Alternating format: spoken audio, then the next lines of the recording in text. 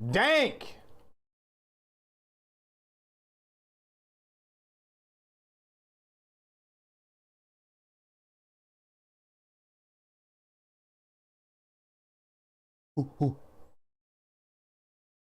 First, look at my last two messages in Twitch chat. Allah.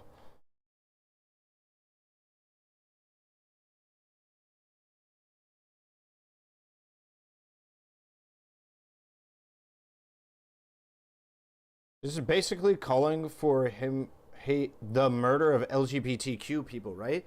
Posted in the wake of the Colorado shooting. Take a look. Ooh, I think I saw this already. Yeah, let's talk about this for a second.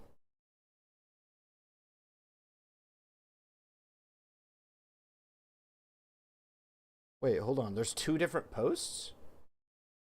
Or are they the same?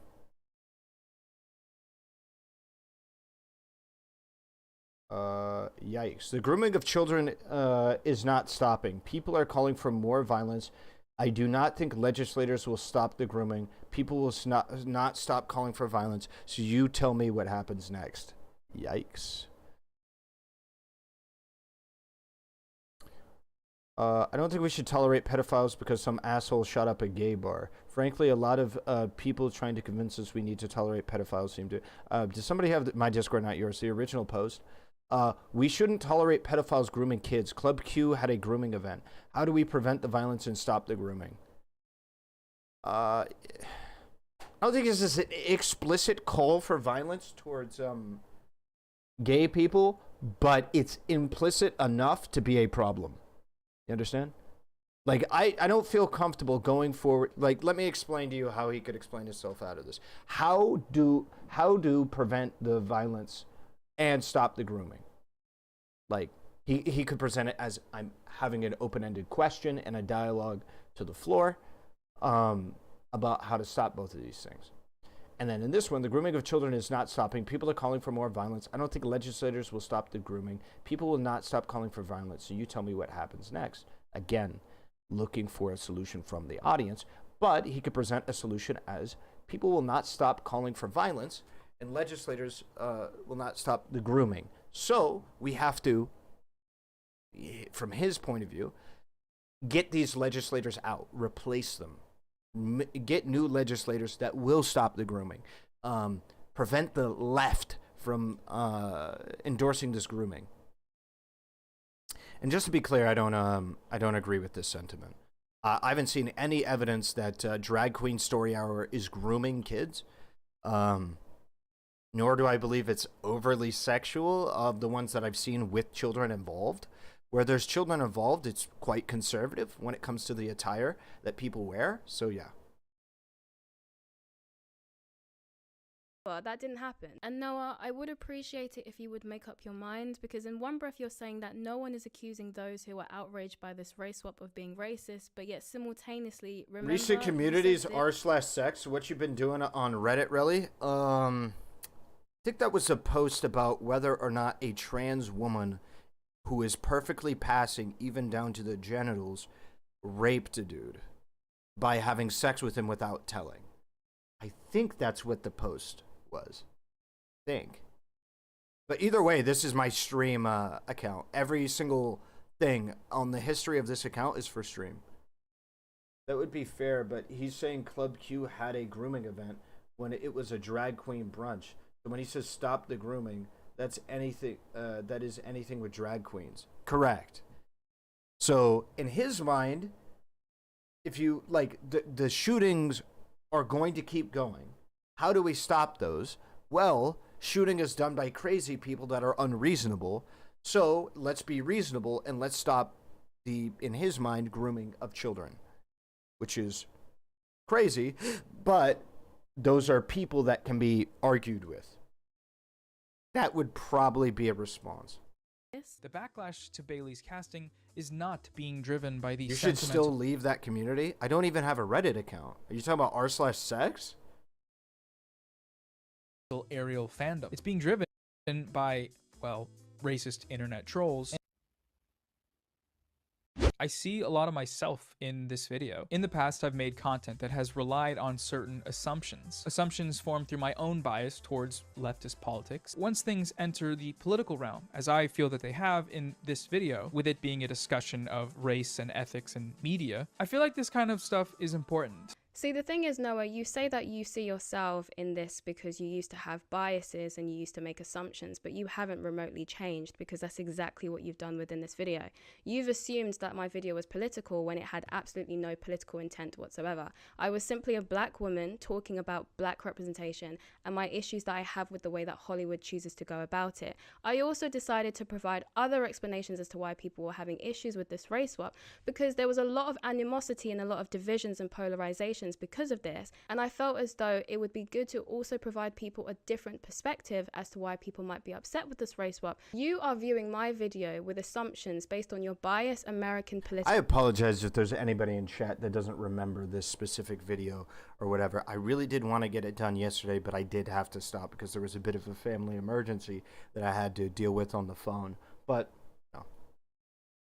lens. Race is a lot more of a political subject for you guys in America. Yes, race pops up in some of our political discussions, but we are nowhere near as political around the topic of race as Americans are. Because in America, race is so political to the point where your politicians feel comfortable to say things like this.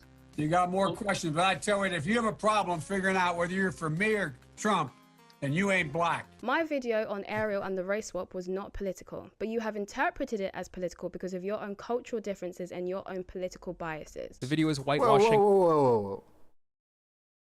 She's taken a fat L on that. Her video was absolutely political. Not just a character, but a real human being, the actor playing the character. Making a real black human being white and then saying that by doing this, you're fixing them is racist. Yes, that is a racist thing to do. Sorry to break it to you this way, but don't know what else to call it, you know? So to return to this idea of bias, does Patience engage with any of these examples of racism in her video? No, she doesn't. That I can give him. I do think that's a valid criticism. I definitely did not spend enough time, or any time to be honest, really addressing the racism backlash that had also occurred. And there is a part where I misspeak within the video and say that this is not happening because of racism, when I meant to say this is not only happening because of racism. I do have a bit more faith in I was gonna say, if you listen to the whole context of her video, I feel like it's obvious, so I let that one slide, but he did not. And I don't believe that that was the majority of people who were angry about this race swap. I think there were a variety of other reasons for why people were upset with it, which is why I made the video addressing all of those other reasons. But yes, I do acknowledge that some of the people who were upset with it were being racist and maybe were upset with it because of racism. That's a valid point and that's a valid criticism. And I do take that criticism because I think that's valid. Patience speaks to the notion that this casting decision is erasing redhead representation. But disgruntled redheads aren't the ones driving this backlash. Conservative influencers are. There we go again, mentioning the conservatives. Keep a count. I'm not going to allow people to not notice it. Pay attention to how many times he mentions conservatives and right-wing people in this video. As I said, my video was not intended to be political. And as I am the creator of the video, I know what my intentions were. And my video doesn't suddenly become political just because an American tells me it is. Whoa. Your intentions don't guide whether or not your video is political or not. It guides the level of culpability she has in regards to its nature, but Noah makes references to conservative commentators who have also referenced the race swap or have referenced the red hair issue. Personally, I was not aware of that. The first time I was made aware of the weird thing that was happening between black representation and redheads was from Young Ripper 59, who has made several videos on this topic. And another thing I really respect about Young Ripper 59 is that he doesn't just complain about how much he dislikes race swaps, he also does something about it. You know, he creates original black stories in comic books to give the black representation that people deserve to have through original stories. But of course, Noah has to drive home the point that the redhead erasure points are being pushed by conservative commentators, because of course Noah's purpose of this video is political. He disagrees with me and he doesn't like the fact that some of my views align with conservatives because he finds that to be very, very problematic. Because he says within his own video, I'm growing very rapidly and in the process I'm going to grow a larger audience of people who will be able to hear my views, and that is concerning to him. Patience has a smaller channel compared to mine. She's currently sitting around 70,000 subscribers at the time of writing. I don't think that will be the case for long. For one thing, her videos are consistently overperforming relative to And she's up to 100,000 now. her subscriber count. The video we're looking at today has almost 800,000 views, so the ideas presented here are getting traction. Mainly though, just a few weeks ago, she posted her 10,000 subscriber Q&A, and again, she's currently at 70. If she continues on this growth path, which I believe she will, she'll be a very large channel relatively soon. Now, the next point that Noah makes, I'm not gonna lie to you, I have no idea what he's talking about. Like, none. I have no idea. I have watched it so many times trying to decipher what the hell he's talking about, and I've got nothing. So to give you a bit of context, because I will be cutting out all the parts where I'm speaking, because you've all watched my video, so you know what I said. But to give you some context, he's responding to the part where I say in my video that what Hollywood is doing with these race swaps is lazy pandering to a black audience. And so this is his response to me making that statement. Performative pandering doesn't really work if you make your characters Aryan. If anything, the racist people we looked at earlier would love that. They used artificial intelligence to fix a real black actor by making her white. So like, why stop at the skin? Make her blonde, make her eyes blue while you're at it. Tattoo a swastika onto the frog. So, anyone know what he's talking about? Anyone? Yes? No? Anyone? Because I have no idea what he's talking about. He's talking about an Aryan race, SWAT stickers, blue eyes. No. The way she sounds, SWAT stickers is the way she said SWAT sticker. What the fuck? No idea what he's talking about. I had to have my sister listen to this point because I thought maybe I was the one that was slow. So I had her listen to it. It was hilarious. I was like, babe, please can you listen to this and try and tell me if you can understand what the hell he's talking about. So she puts my headphones on, right? And she listens to him make his point. And then she just goes, And so that gave me enthusiasm, right? Because I was like, okay, maybe she understands it. Because if she understands it, then I'll be able to respond to it. And so I go to her, okay, so any idea what he's talking about? And she just goes, nope. She goes, all I got was, why not Nazi? And then she goes, I think he's just throwing words and buzzwords and hoping that his audience doesn't realize that it doesn't make any sense. And at this point, I have to agree with her because I have no idea what he's talking about. But what I do know What was he talking about? Well, as a 900 IQ individual myself, allow me to decipher it. I don't think it takes that much work, but it does look kind of weird. I believe... Actually, hold up. Can I go back over it? Let me just make sure I get this right. I believe what he was making that statement. Performative pandering doesn't really work if you make your characters Aryan. If anything, the racist people we looked at earlier would love that. They used artificial intelligence to fix a real black actor by making her white. So like, why stop at the skin? Make her blonde, make her eyes blue while you're at it. Tattoo a swastika onto the frog. So, anyone know what he's talking about? So, from my point of view, I think what he was trying to say was that pandering can be done any which way. So saying that it's only pandering when it's a black person who plays the character instead of a white person with the swastika or whatever, and he just kind of weirdly went off into Nazi shit. I think that was his point, was that pandering can come in any shape or form, including just a white normal dude. Pandering can come in, but that it is weird that we only point out pandering when it comes to black people. Yeah. Anyone? Yeah. Has absolutely zero relevance to my video or anything that I said. He put a SWAT sticker on Sebastian, which I personally found to be highly disrespectful. Okay, we stand Sebastian on this channel. Sticker. That was very rude. Also, he calls Sebastian a frog. Sebastian is a crab, Noah. Don't misspecies him. But at the same time, at least we get some insight into what may have influenced some of his subscribers to come over to my page and call me a Nazi. Like, at least now we know where that reference came from. Yeah, avocado adorable. I could see 100% why somebody could I'm probably misinterpreting it. I'm just trying to work it out. Hair isn't the... But you know what else I'm trying to work out? I'm trying to work out how the fuck only 30 of you have pushed the like button on this goddamn stream. How do we only have 29 likes on the stream? How is that possible? Let's push it up to at least, what, 75? We can hit 75, right? We can hit 75. 75 is easy. Do I hear 75, 75? 75 on the likes, 75. Do I hear 75, 75, 75? I thought he was saying, if you're going to fix a black girl by making her white, why not go full Nazi? Oh, shit, you might actually be right, my boy. Thomas might be right.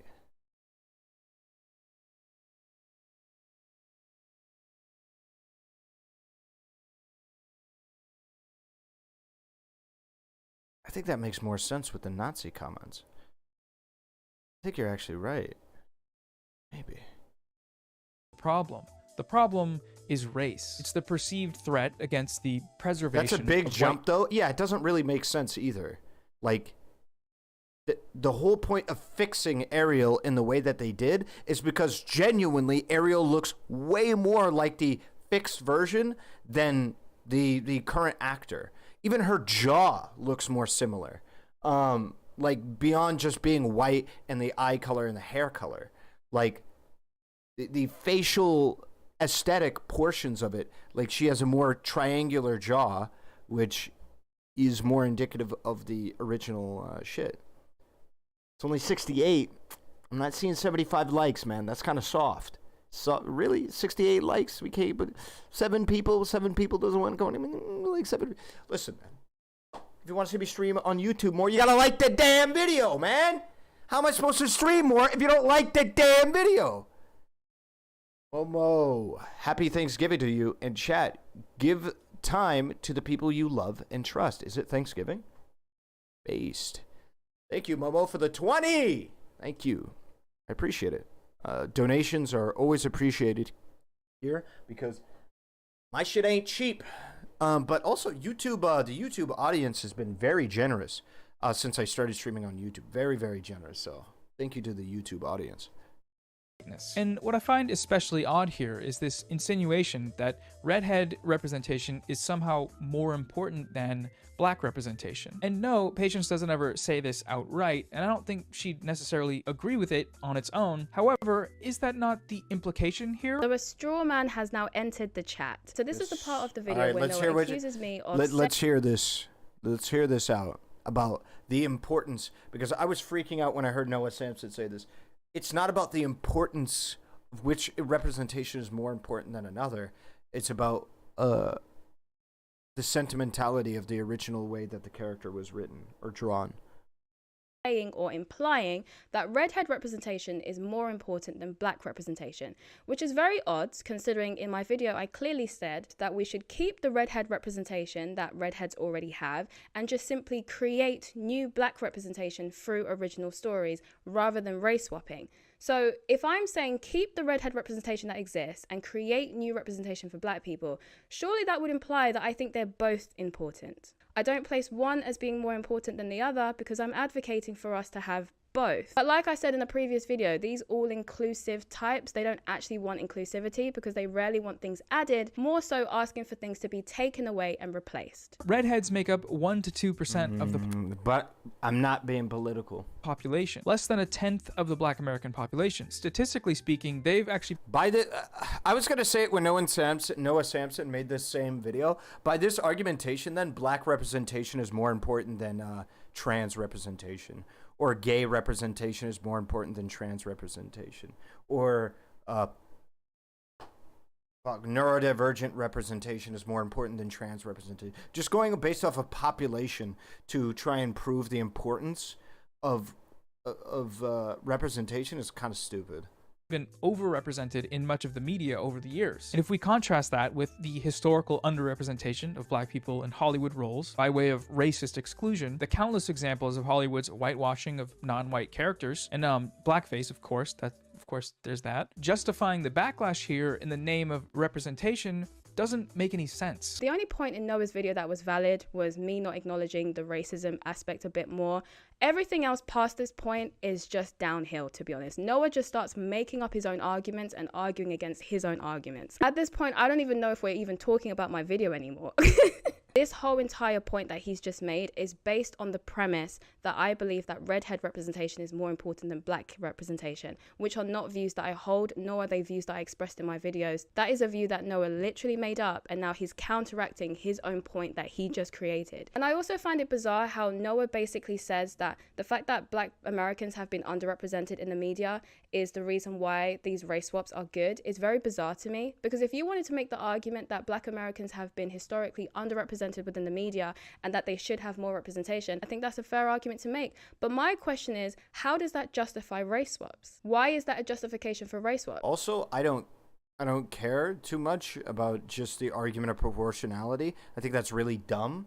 If what you're saying to me, if there is a proportional amount of black TV shows, or let's say, let's throw the opposite. If there is, obviously an overrepresentation of white characters in TV shows, and I'm pitching a character that happens to be white, and NBC or some shit goes, nah, bro, they can't be white. I'm sorry, you're done. I'm like, yeah, but they're like, a part of the character is their race. I'm like, sorry, bro, we met our quota. It's too many whites. Can't have it. Gotta come up with a new character, man. Tough shit. Too many whites. Like, what the hell? It's almost as if in Noah's worldview, the only form of representation that black people can have is through race swaps, because the concept of simply giving black people their own original stories for some reason just doesn't seem to make sense to him. For the young redheads, come on, let's be earnest. I mean, maybe she watched it as she went along, but she clearly didn't because she jumped around.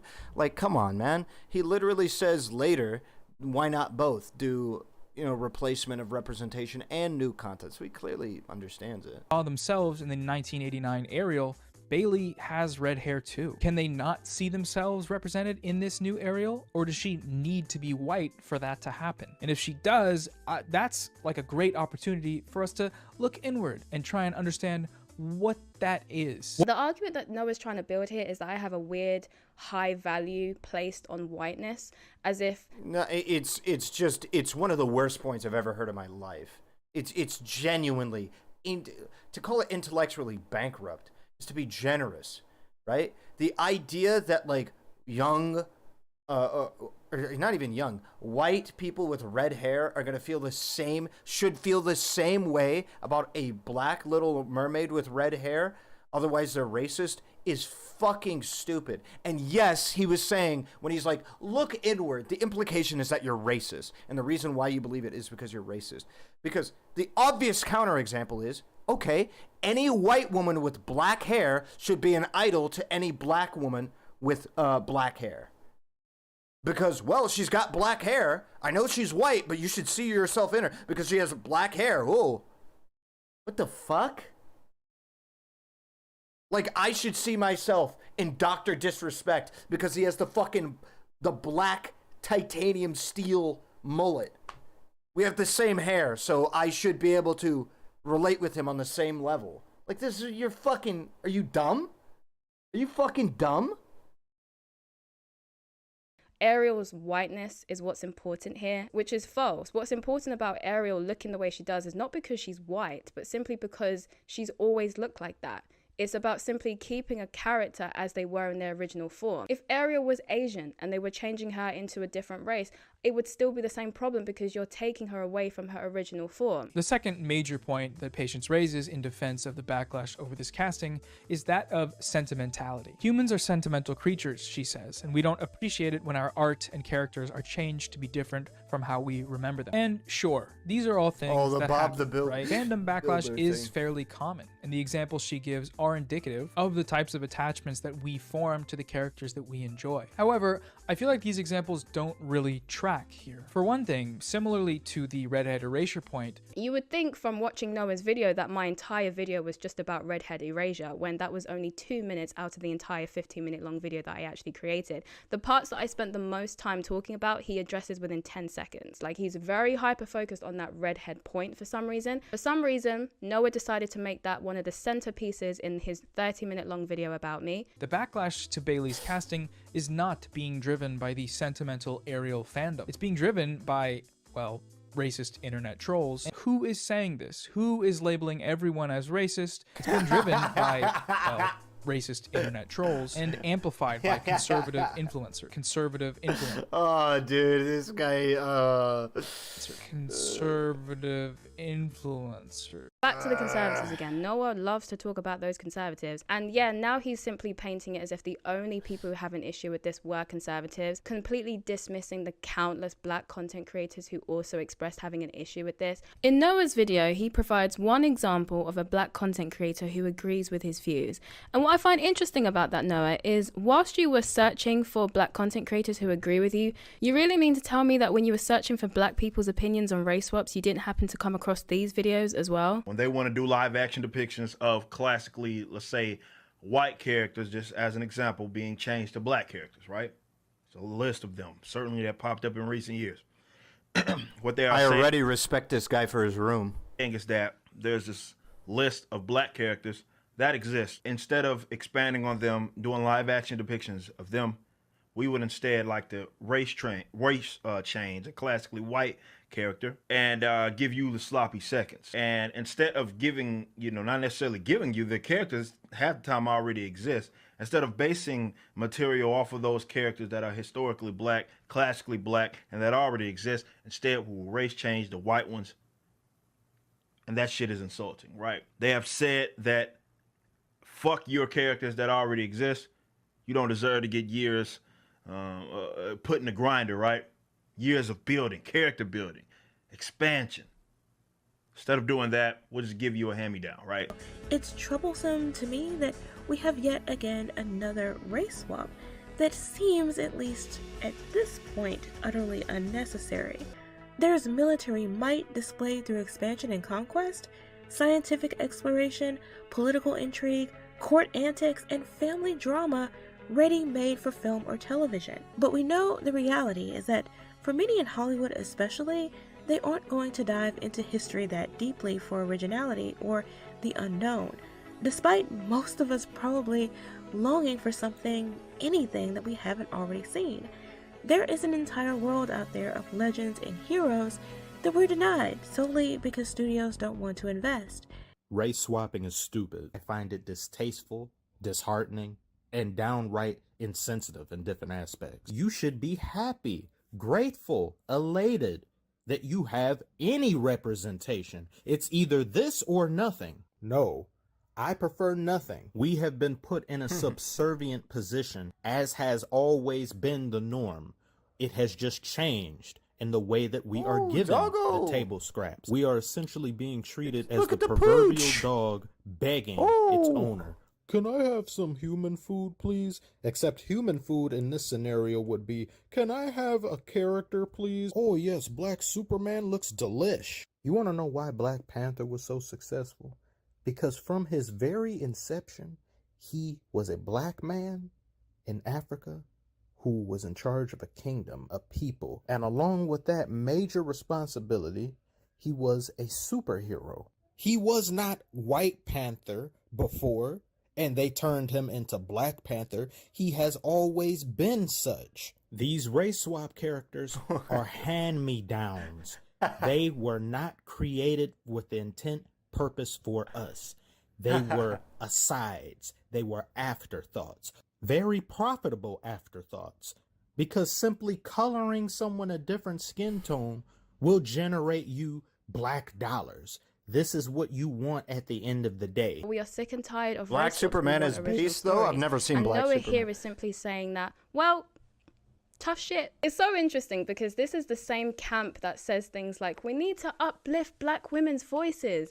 And then the black woman comes and talks about representation and Noah says, shut up. Take what you're given. I don't feel very uplifted, Noah. But from here, it seems that this appeal to sentimentality is being utilized by these trolls and right-wing culture war manufacturers. So Patience's conclusion in this video is that instead of race swapping these characters, we need more black stories. Stop the pandering remakes and make new, good, non-white centered stories instead. This is by far the best reason one could give for disagreeing with Bailey's casting. It's the most popular reason, found in plenty of other YouTube videos and many comment sections. And it's also, I think, profoundly unconvincing. When I God. God. Why do you spend the whole video? I forgot about that. Why do you spend the whole video, or I didn't catch that the first time, trying to say that people are racist for rejecting the change, and then no, actually, maybe I did address that when it originally came up. Why do you spend the whole video saying people are racist for rejecting the change to a black Ariel when that was a statement he made? And that literally justifies her whole video. I tell you, when I first watched that part, I died. Profoundly unconvincing. Oh, I'm so sorry, Noah. I didn't realize that I had to convince you about my feelings about my representation. The superiority complex is wild. Like, Noah, who gave you the authority to tell me how I should feel about my representation? And who told you that you have the authority to decide whether or not you're convinced about my feelings about my representation? Why do I need to convince you? Why do you need to be convinced about how I feel about... To be fair, you're a content creator. You make content for people to enjoy and is thought-provoking. It's not like you were that one nerdy white dude who's based as fuck, who always wears a suit and tastes like every fast food chain's food. Today we're going to be tasting the new Whopper. You're not that dude.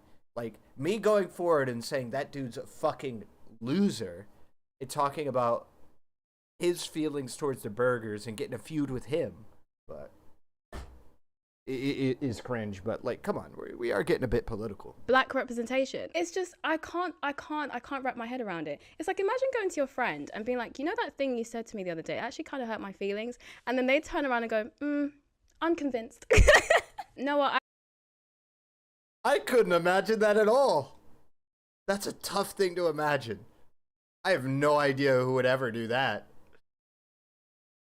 That's crazy. I think you might need to Look inward. to understand where you got your superiority complex from, where you think that sense of authority came from, that you think you have the right to tell a black woman how she feels about black female representation. Where does that sense of authority come from, Noah? I think you might need to look inward. While I completely agree that we do need more stories like this conclusion represents a false Are dichotomy. you snapping on that review, bruh? Hell. instead of Black Ariel, we need more black stories. But the obvious question in response to that is, why not both? Well, the obvious answer to that, Noah, is that many black people don't want race swaps. We just want the original stories. We don't see the need for the race swaps. Race swaps just cause to divisions, polarizations, and angry people. I kind of agree, man. I kind of agree. A lot of race swaps are just cheap. They're obvious. They're obviously done for publicity, for us to be at each other's throats. Like, why? I kind of agree. Kind of. I don't know. I might genuinely be moving on this issue, because typically I don't really give a fuck about race swaps, but they clearly cause a lot of problems in making original stories with new characters that are of specifically. That's really cool. That is really fucking cool when you see original stories done really well. And not even just originals, but even like the old ones, like one of the black dudes was talking about in that thing. There's a lot of like OG black characters and a lot of lore that you can write into whatever the hell you're trying to do. Lead to people like Halle Bailey receiving loads of disgusting comments and disgusting messages from people who are angry about the race swap, which is completely unnecessary and would have been... John Cage. There's a million black characters that you can do, and there's new characters that you can do. The whole point of there being a lack of black representation is that there isn't very many stories that have been told of black people that are at the very least human, right? That aren't just you a thug, right? That's the whole point. The representation of black people is lacking. Fill the void. There's a million stories you could tell, but you choose not to. Just pick one. Just pick one. You know, the Disney is really good at doing it. At making, pretty damn good stories. There's the fuck, I forget what the one was with The Rock. The recent one, the like Hawaiian one. I thought that shit was good. Is it Moana? Is that the name of it? It was a good one. completely avoided had Disney did that, right? Disney just simply done an original story. Because the thing is, when Soul? I never watched Soul. I wanted to watch Soul, though. you race swap, you piss people off and people retaliate in disgusting ways. And as someone who's spoken so much Yeah, about... but does that make a shit ton of money? At the end of the day, no. Speaking of which, seen Black Panther 2? Fuck no. Hell no. Interested? No. And for a similar reason that she's talking about. I got attached and a bit sentimental to the OG Black Panther. I forgot what his name is. Chadwick Boseman, right? Was his name? I got attached to him as being the Black Panther. And him dying, it feels like the last season of House of Cards. It's like, just kind of sucks. You know what I'm saying? It's just kind of sucks not having the real deal in there. Apparently it's pretty good. I don't know. It might be. It could be fucking great. I just I got attached to that. That's why I haven't seen it. I'll watch it eventually, but racism, I imagine that you care about racism. So I can't imagine why you would support a practice that encourages people to become angry and retaliate in racist ways. Not even patients necessarily, right? But any of these media people, the primary sources of this backlash. Are we really supposed to believe that they care about black stories? I think, and maybe this is just a hot take, but I think they don't care. They don't care at all, not one bit. And the reason for that is, well, the only time they seem to talk about it is when the sanctity of white characters is being threatened by wokeness. Wokeness being, again, black people, black actors. That's what they mean when they say it. And this whole idea that woke equals black, like, where did you get that from? Like, where did you learn that from? again, the tweet is pretty obvious. I feel like it's obvious where he got that from. This is a thing, right? There's this like thing that people say often, that a lot of these Do you have a white Discord? liberals Yep, it's linked in the description down below. who claim to care so much about black people don't actually have any black friends in real life. I struggle to believe Noah has any black friends in his real personal life, and he's still walking around thinking that the word woke means black. Like, I just don't know if I'm buying that. Again, he's hyper focusing on Ariel's whiteness, and it's very weird because, as I said, it's not about the fact that Ariel is white, it's about the fact that she's not in her original form and how she was when she started. We would be having this exact same conversation if they decided to race swap Mulan or Pocahontas or Tiana from Princess and the Frog. We would be having this exact same conversations because at the end of the day, most people who are against race swaps are against race swaps, period. The only reason we're able to have this conversation when it's a white character being race swapped is because only the white characters get race swapped. So inevitably, when they are the only ones getting race swapped, every conversation we have around race swapping is inevitably going to be about white. I would say the necessary fact that only white characters get race swapped is an acknowledgement of this not just being about changing a character and who cares. They recognize the social climate and that it is wrong to race swap to non-white characters. Characters. What's really wild about this point to me is the assumption that the people celebrating more black representation in media, like Bailey playing Ariel, Did Noah really call her a Nazi? Not really. Is it just me, or does Noah look like he has Botox in his forehead? His face skin looks like deflated balloon stretched over a knee? aren't also What the fuck are you talking about? advocating for more standalone black stories. No. That there are droves of black people who want representation at the expense of new original stories. I would love to see these original stories that Disney has on their hard drive. Considering the last time we saw a black Disney princess was in 2009.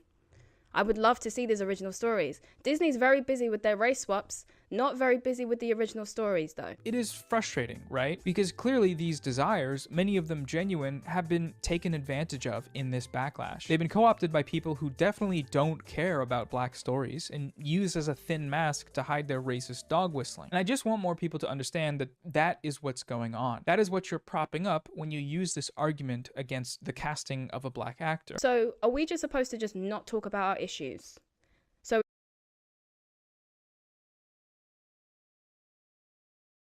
Okay, sorry. It doesn't come up, Caleb, when you donate, but thank you for the $5, so I'm going to read it out loud. Caleb donated $5 and says, Noah is lying to himself if he thinks he's not part of the woke media conservative outrage machine. He is unnecessarily feeding into the outrage and making money off of falsely attributing white supremacy to black content creators. No shot he is oblivious. I'm going to be honest. I think he's that dumb.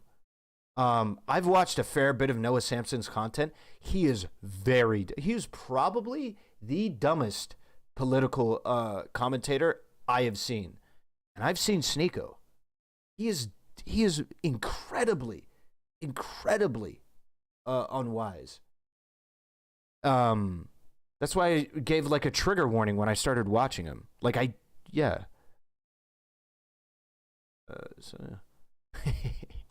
If we have an issue Fucking avocado adorable put in offline Twitch chat. Wow, Noah Sampson was used as a mascot. Nice meme. I'll get that off my screen before I get sued. I'm on YouTube. with race swapping and stuff, we're supposed to just keep quiet, because in doing so we prop up people who you don't like and who you disagree with, who happen to agree with us. So we should just shut up and not talk about our issues.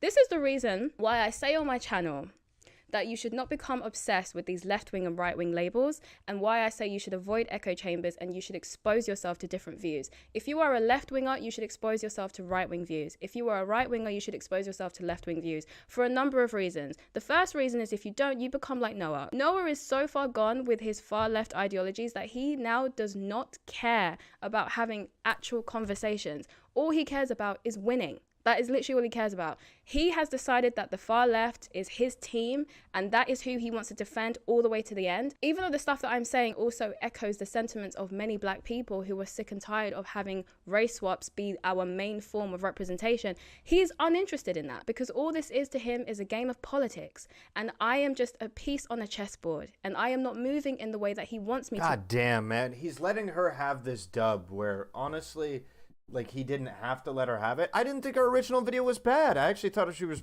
pretty fucking spot on in her original video. Not very many things to disagree with. But then Noah Sampson came through and was like, you know what? I'm going to give my insight, and fucked it all up.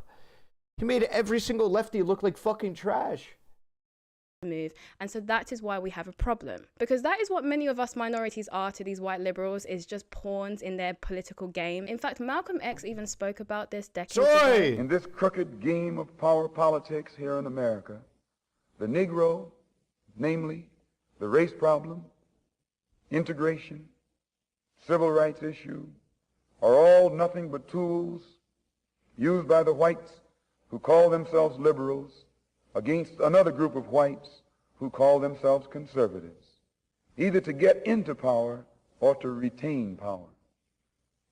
Among whites here in America, the political teams are no longer divided into Democrats and Republicans. The whites who are now struggling for control of the American political throne are divided into liberal and conservative camps. The white liberals from both parties cross party lines to work together toward the same goal. And white conservatives from both parties do likewise. The white liberal differs from the white conservative only in one way. The liberal is more deceitful, more hypocritical than the conservative. Both want power, but the white liberal is the one who has perfected the art of posing as the Negro's friend and benefactor. And by winning the friendship and support of the Negro, the white liberal is able to use the Negro as a pawn or a weapon in this political football game that is constantly raging between the white liberals and the white conservatives. The American Negro is nothing but a political football, and the white liberals control this ball through tricks or tokenism, false promises of integration and civil rights. In this game of deceiving and using the American Negro, the white liberals have complete cooperation of the Negro civil rights leader, who sell our people out for a few crumbs of token recognition, token gains, token progress. This is such a problem among a lot of white liberals that there's even memes about it. Aberrant Preach have even spoken about it. What you're saying to me is, I don't understand basically what's going on in this situation. That I just had this was a 45-minute conversation that we cut down.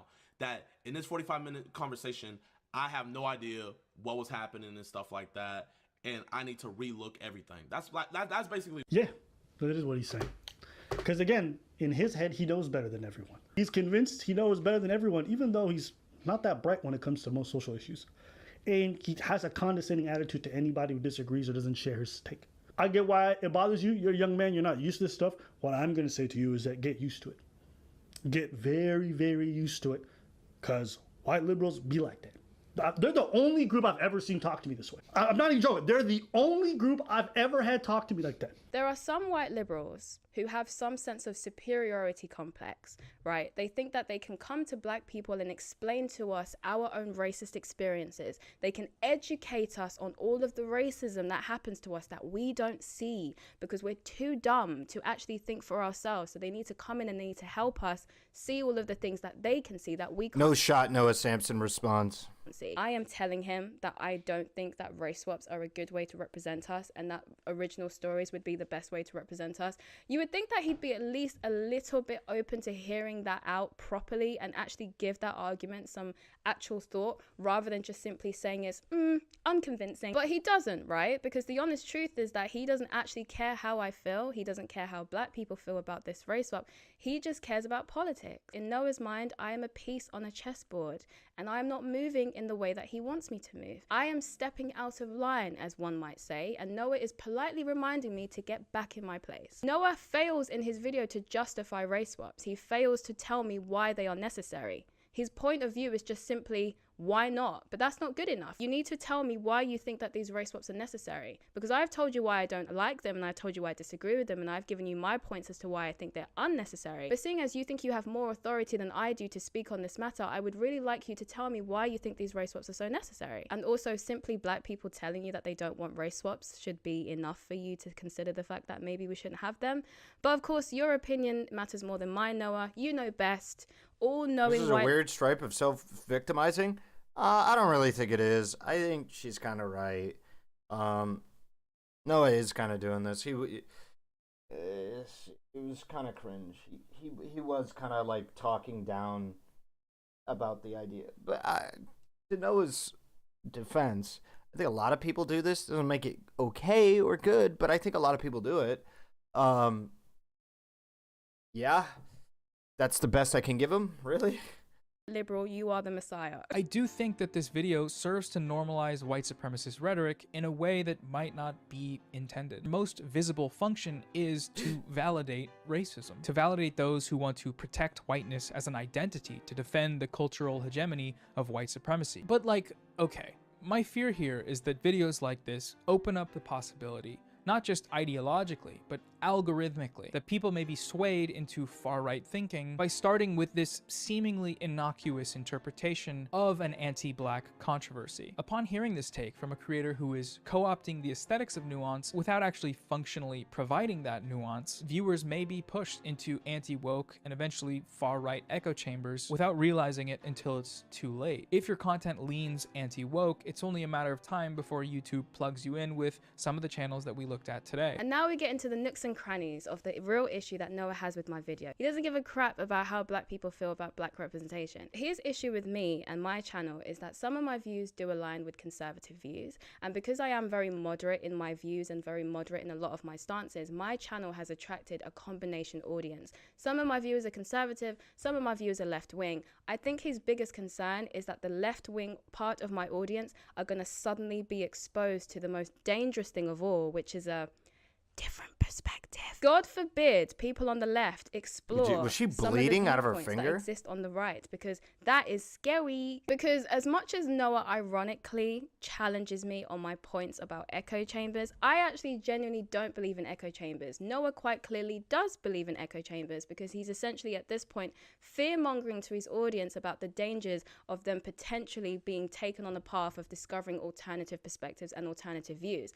I actively encourage my audience, and I will always continue to encourage my audience to seek out perspectives from other content creators who think differently to themselves. As I said earlier in my video, I think those on the left should also explore the perspectives of those on the right. Those on the right should also explore the perspectives of those on the left, because in doing so, it will expand your mind and it will also humanize the people who think differently to you. Rather than if he was smart, and I believe you that he's dumb, he would admit that he was wrong the same way he copped to the criticism of her not addressing the racist people pushing against Ariel's race swap. Oh, she copped to the. Okay, yeah, 100%.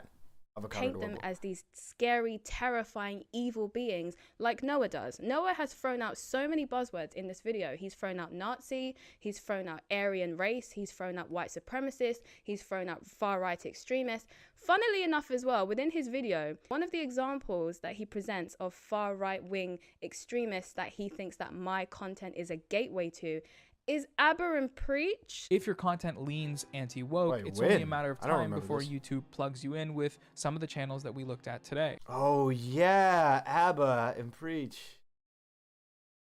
Aberrant Preach are one of the examples of the far right-wing extremist commentators that he thinks that my content is a gateway to. Aberrant Preach have regularly said on their channel that they identify as being on the left. Granted, they're very moderate. They're a lot more closer to the center. They're very moderate. Center left, I guess, is where they would probably align themselves.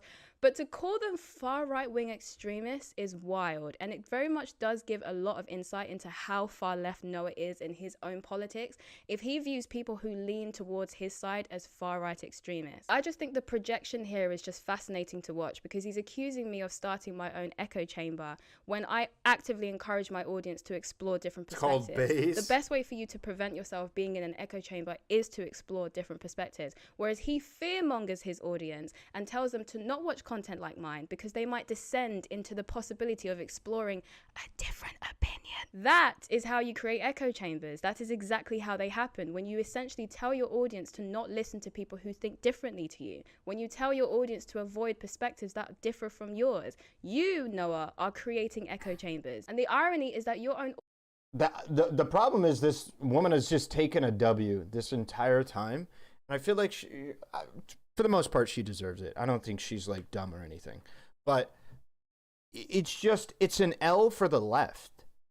Like, why do we have representation like Noah Sampson? Like, Jesus Christ. I wish this was democratic and we could just vote him off the island. Like, just go home, bro. Like, I don't understand, man. I'm not even saying like it's an us versus them type of thing. It's just that Noah's clearly representing himself and toting himself as against the conservatives, and he's on the left. And it's just so cringe, bro. Audience doesn't even see that. They are praising you for this video, and they're coming over to my video and attacking me and accusing me of having would you make better arguments that than not for this topic? I don't think her original video was bad at all. I think the original video, one of the only things wrong with it is something that she already owned up to, which is that she didn't really address that there is a very real group of people that are doing this for racist reasons. That's it. He's showing himself as the ideal left. Yeah, you're not leftist, bro. You're a lib. Fuck leftists. For real. They could jerk off in the corner. Caleb feeling a certain type of way. Okay, yeah, but I get lumped in with them. That's what I'm saying, Caleb, right? Like, when people hear that I'm a sock dem, hear my political opinions, they assume I'm a leftist. Fuck, they look at my skin color and they assume I'm a leftist. And they run with that interpretation. Another reason why I would never tell my audience who they should watch and who they shouldn't watch is because, first of all, I am not your mom. I don't get to censor your content for you. I have enough faith in the intelligence of my viewers that they have the ability to explore a variety of different views and decide for themselves what information is worth taking in and what information is worth leaving behind. I don't doubt the fact that they have the ability to do that. And I do think that as an adult, that is a very important ability that you need to develop. The ability to not be a passive consumer of information, to be able to look at different things and explore different ideas and explore different pieces of information and different perspectives. And in the process, make up your own mind on how you feel about it, rather than simply being told how to feel about it. Listen to different perspectives, seek out different information, and make up your own mind as an individual how you feel about it. Don't just make up your mind on how you feel about something. Sorry, yeah, we get it. Just because your political team has that opinion. Don't decide your opinions based on what your political team tells you to think. Be a free thinker. And that is what I encourage on my channel, which is the complete opposite of what Noah encourages on his. And it's very unfortunate. Problem with politics is that it does encourage our tribalism. Dude, you're saying the same thing over and over again. To come out. It makes us very tribalistic.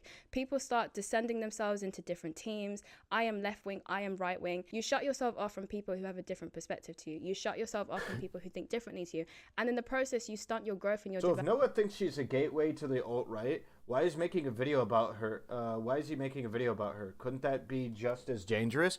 Because he said at the early game, dude, he can get some clout, bro. That's what it is. Hey, listen, man. If there's clout to gain, there's clout to gain. If she was considerably smaller and not on the rise, he wouldn't have never made a video about her. The only reason why he made a video about her is because she's big enough. There's clout to gain.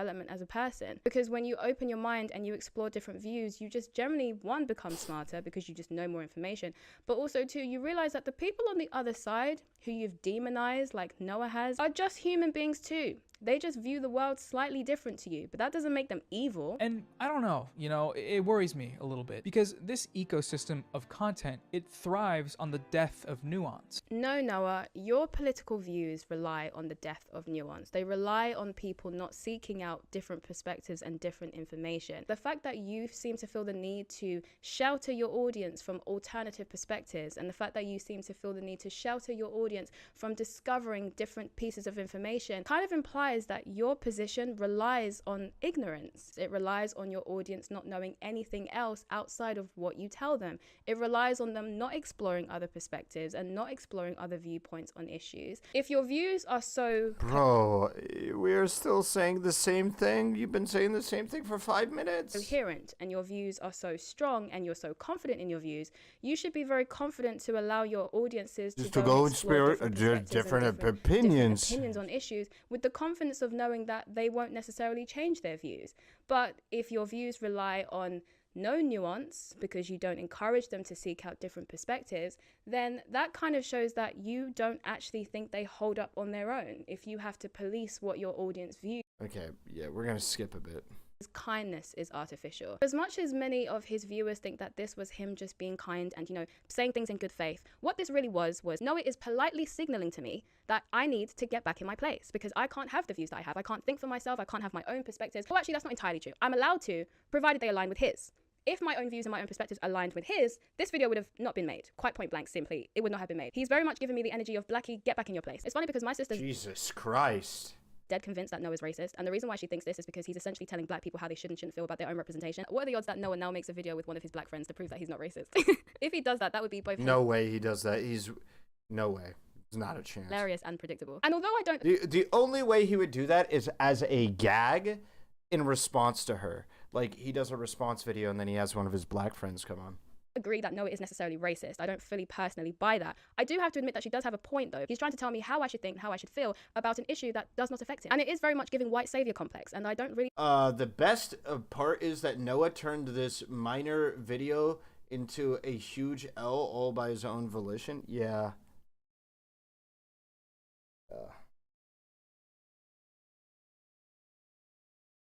Yeah. like it. He's swooping in like a good white savior, here to explain to me my racist experiences and to tell me how I should handle issues pertaining to my own representation. But the point is, Noah, I've got your message and I understand exactly what you're saying. The problem is though, I am a free thinker and I will continue to be a free thinker and I will continue to express my views and express my perspectives and explain to my audience how I Okay, we get it. I cannot handle her talking about how much of a free thinker she is. Oh my God, Malcolm X. Okay, that's the end of that video. All right, editor, cut. That's it. That's a wrap. Thank you for watching the YouTube video. Wow, that was insane. Okay. It's time to move on. Right? Time to shift gears. Not really all that much, but it's time to shift gears to Kidology.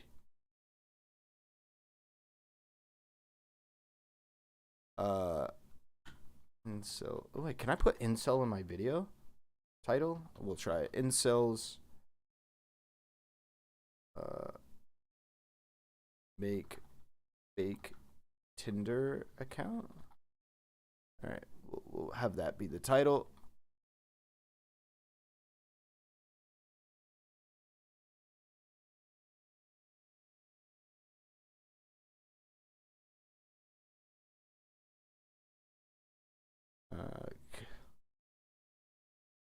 All right.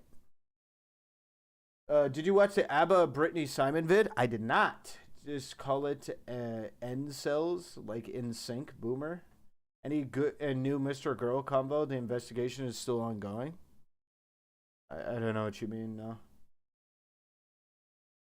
I don't think she's that cringe, but she did end the end of the video to death. Yeah. No, I think Patience is pretty cool. I think that chick is pretty cool. I'm definitely gonna watch more of her content. I thought she was pretty interesting. Alrighty, so the majority of you guys have most likely already seen the threads about the world-renowned YouTuber Kidology making a 30-minute dissertation on Looksmaxing. If you haven't already, go give them a read. They're at a cage fuel. So now give it up. Who was it that told this Sid from Ice Age Shibun about our site? I don't want this going, etc. Essentially, all she does is go on a lengthy rant about how Looksmaxing is supposedly harmful, dangerous, and overall a bad thing for society. Now, I don't even think that's what her point was, is that it could be. What caught my interest wasn't that video, but another video of hers, this one to be precise. Basically, what this video entails is her telling us that she has been celibate for 7 years. Yes, you heard that right. 7 entire years. And get this right, her reasoning as to why she's been celibate is that her guy friends weren't interested in her, that it is vaguely difficult as a woman because they don't hold all the power in the dating market, and she really wasn't all that picky when it came to guys. And the various comments in her comment section virtually saying the exact same things, such as these ones. Thing is, men literally don't see ugly women as human. When they say, is this supposed to mean that Kidology is an ugly woman? I think literally mathematically she is not an ugly woman. If we get like actual incel math shit, I don't think she is. So that's my issue with her talking about how she's celibate. When they say all women have it easy or all women reject men, they're only talking about the ones they're attracted to, the super attractive ones. Really? This is a comment somebody made with 200... Really? The average woman literally has this life. The below average woman has this life. But the, like, truly, yeah, people already know my opinion on this. The average woman absolutely can get sex whenever the fuck she wants. In school, I was a huge nerd, anime kid, and I self-identified gamer girl. I was turned down by every guy I confessed to. Huh, weird. Maybe you're experiencing a similar problem to a lot of incels. In that, well, and just legitimately, she's a woman, so it's going to be less likely that people are going to feel a certain type of way about that. But maybe you're experiencing a similar thing to what a lot of people blame incels for, which is you're only confessing to attractive men. And miraculously did not come out a hateful incel. You're right, that's life. Yeah, it's part of life. Thank you. I've heard you are too picky all my life. I'm 45 years old. No one picks me. No shit. Never been told I love you. Never been called a term of endearment. Never been wanted sexually. Just tolerated by a few. Just tolerated by a few when drunk. It's horrible. Imagine if you were never tolerated even while drunk. Shit's pretty bad. And that was kind of the issue I had with her video when I saw it. So I'm actually very excited for this video. I'm very excited. So, what I did was start up a Bumble account using pictures from her Instagram. Let me get this together today, because this day is the best thing that's ever happened to me.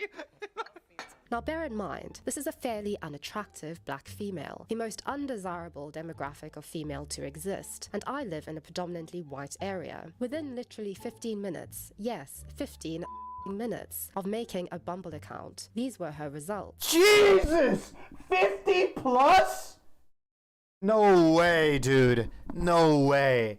No way, bro. There's no way. I need the fucking methodology, bro. Oh my god. I'm getting blackpilled in real time. No way I can believe that. I have to see a screen recording.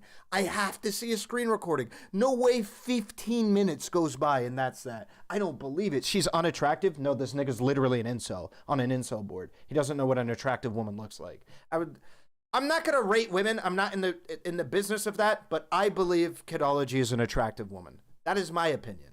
But that's me. There are incels who are wage slaving their asses off and themselves at the gym every single day on here, who have gone months, no, years, without one single match on any old app. And this fresh off the boat, 3.5 PSL femcel African has managed to max out her Bumble matches in 15 minutes. Unironically, her Looksmax is an African pygmy currently hunting monkeys in the jungles of Congo. So, conclusion to be made here. Jesus, I am glad I am not watching this on Twitch. This is so racist. Oh my god. Ho! We are fucking with the real deal, my boys. Oh my lord, we back in the Dota days. God damn. Never ever let a woman tell you that they're lonely or can't seem to find that one good guy, in brackets a Chad, when the entirety of the modern dating market... I actually want to hear her response to this. Because I'm not as hateful as these guys, but they're kind of right. Not about any woman. Most, like 95+% of women, that applies. But when we're talking about, and just to be clear, not for relationships, we're talking exclusively for sex. For relationships, the numbers are considerably different. But I agree in the context of Kidology. When I saw Kidology, and she said she was celibate for a long time, I was like, let's not use that word, involuntarily celibate, because I don't feel like that gets at the heart of what we're talking about. When you say you're involuntarily celibate because the right type of guy doesn't want to fuck you. That is what we're talking about. We're talking about a stereotypical femcel. A femcel is a woman who doesn't have the right kind of guy that wants to fuck them. Now, the right kind of guy isn't necessarily Chad. It just might not be somebody who is rather respectful, who's kind, who treats them well. Right? That is actually rather difficult for women to find, and I can empathize with that. Even a fair number of women. I'm not talking about the 95%. It wouldn't surprise me if the amount of women who are realistically, like on a consistent basis, able to find men who genuinely have respect for them as like potential partners, equals. It wouldn't surprise me if only 65% of women were capable of doing that, which sounds like a lot. But when you think about 35% of women, a little over a third of women, I think that's kind of what we're at. It could be. I don't know. Maybe it would be a little bit less. I don't know. I haven't decided on the exact number. That's not really a huge thing that I necessarily talk about, but it is a really big deal. There is a lot of women, I would say, that are like obese, for instance. A lot of women are obese. That will really never have somebody realistic in like a 1 to 2 year period that will give them the time of day and in a equal partnership. They will get fucked. I reject anybody that says that they cannot have sex. That's why I'm hard on the celibacy issue. They're not celibate. You can go out and you can get fucked in 72 hours. You can get fucked. Put an ad on Craigslist or do something fucking, that's dangerous, but you can do it. And there's a different lived experience to men incels, which no matter what you do, you cannot get laid. You cannot have another individual have sex with you voluntarily. You have to pay them. You have no other options. There is nobody on earth that is willing to have sex with you. Because as soon as you open your mouth, because most incels are incels because of their social skills. That is my opinion. As soon as you open your mouth, well, you're a creep. You're a weirdo. I don't know. You look kind of weird. Your presentation's a bit off. He gives me those kinds of vibes. That is a different lived experience than even those women. But those women do absolutely have a lived experience that feels terrible. To be a woman inside of that group that nobody sees as a equal partner for like years upon years of your life, you have to search for another person that views you as an equal partner. That probably feels terrible. And you know what feels worse? Probably is the individual people that try and trick you into thinking that they see you as an equal partner just to sleep with you. That probably feels terrible. Has been designed for them to succeed, flourish, and choose from whomever they please, and for you to fail and feel like an utter subhuman. Yeah, and she said she's not very picky and was with an okay security guard living with his mom. She ain't involuntarily celibate. That's my opinion, looking for myself. You can't say you're not really picky, and we're going to show, you know, video of her. She brings up her face here. We're going to show video. You can't say you're not very picky. I'm sorry, look the way you do and say you're involuntary. Well, I'm not really sorry. I'm essentially saying she's attractive, but it is kind of also bad because it's like I'm saying that her self-described lived experience isn't real, so I am kind of being mean. But you can't look the way you do, say you're not very picky, and say you're involuntarily celibate. I'm sorry, there's something wrong with you. There is no way. Either you have the same thing I had growing up, which is like a kind of cognitive dissonance where there are men that are putting out signals and you just can't see them. I had this issue with women. Or you're just like, I don't know, like lying? I don't know what to tell you. There's just no way. And I want to see her address the 50 Bumble matches apparently she got in 15 minutes. Not worthy of human. It's just voluntary then. Right. It's just voluntary. And then that's a completely different lived experience. So like that's a lived experience I had for quite a bit of time, for years and years of my life. I was like, yeah, you know what? I could date, I could go out, I could take the time to present myself in a specific way. I don't want to. Affection. YouTuber Shibun is celibate and no one wants. So being too socially inept to get laid doesn't count as incel? No, I think it can. I think it absolutely can. It depends, though. I don't think it really exists that much for women because there isn't very much social expectation on women leading up to sex. But there's a significant one when it comes to a partnership or a relationship, right? Dudes will fuck like a socially awkward, weird woman. Hell yeah, they will. They'll fuck crazy chicks. Dudes will fuck like anything when it comes to personality. However, they won't wife a bitch. They won't cuff them. They won't date them. You know what I'm saying? Right? We've all seen the dude who goes home with the chick he really shouldn't be going home with. You know who I'm talking about. I know you know who I'm talking about. That chick that's like, hey, listen, all the boys go like...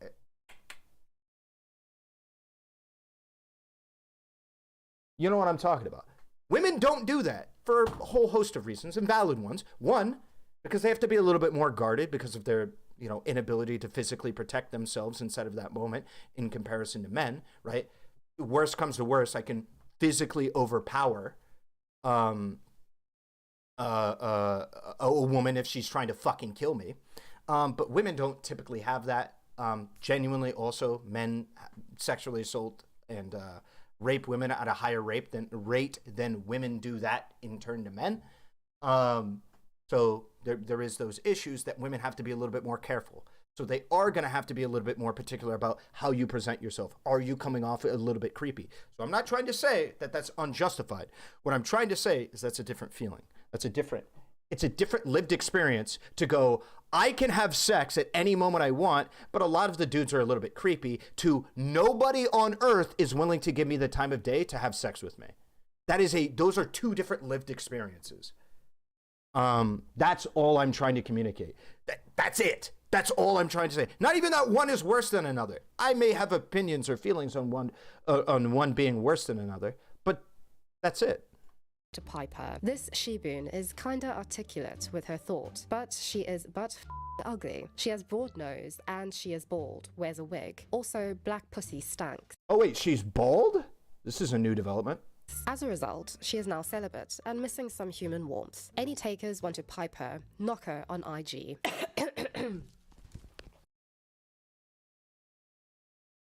Actually wear a wig? Right. You must forgive me, I am frightfully sick, but I guess so. Feeling a lot better today and actually feel able to sit down in front of my computer and articulate some thoughts. So I do apologize for the sound of my voice. Now, I found this response very interesting. It was very because racist, the It first bit. very much confirmed a lot of what I already thought about Looksmaxing and also about... To be fair, though, unlike short men, they could lose weight. It won't be easy, but it's possible and it can be done in 2 years. 2 years, that's long, unless you mean transformation, i.e. lose all the excess fat and gain a lot of mass. Yeah, avocado adorable. I think losing significant weight from like being obese down to pretty skinny is a pretty unrealistic thing to expect people to do. So I generally empathize more than I just make calls to action.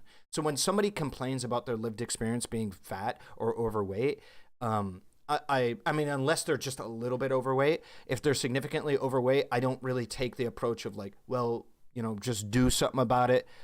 You're lazy, because it does take a lot of work. It takes a lot of money too. Well, not losing weight as much. I wanted to do something that I thought was going to be a very fun experience and kind of thing. I've been going to the gym consistently for about 4 months and some change now. And something I wanted to do was show progress, but not only show progress, but show the money.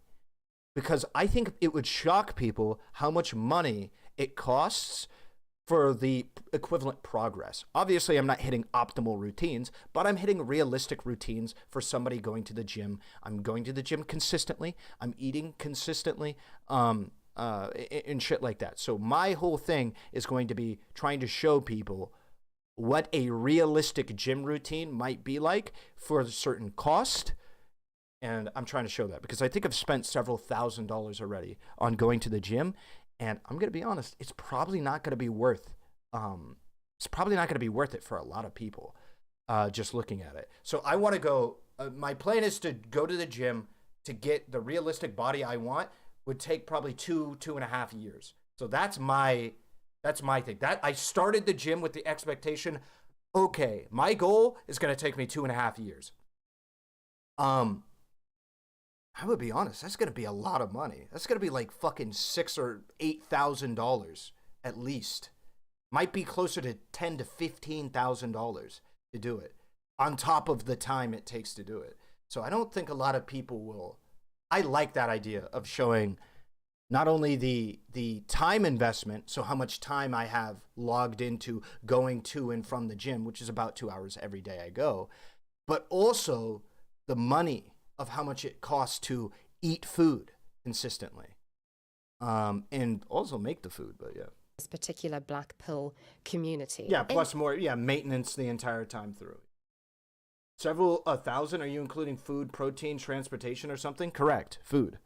So gym membership, food, and then any other expenses, creatine, protein, any supplements that are necessary to be able to hit the gains that I'm getting. Oh my God, Fino, really? How'd you figure that out?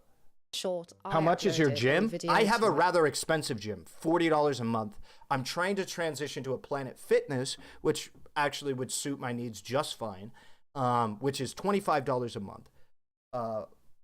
So yeah.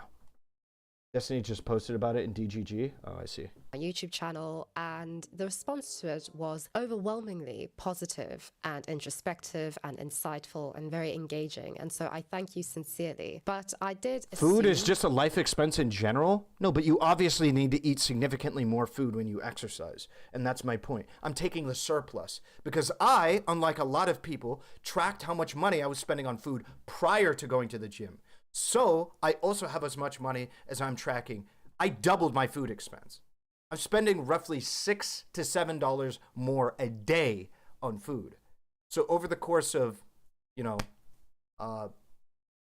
I've probably been to the gym about 120 days or something like that. Close to a little over 4 months total, but probably close to that. 100 times $7. $700, right? In food costs alone. $600, $700 in food alone. I've spent over the past there, but let alone the gym costs, transportation costs, and shit like that, and time sink, which 2 hours a day, I've spent about just 200 hours in the gym.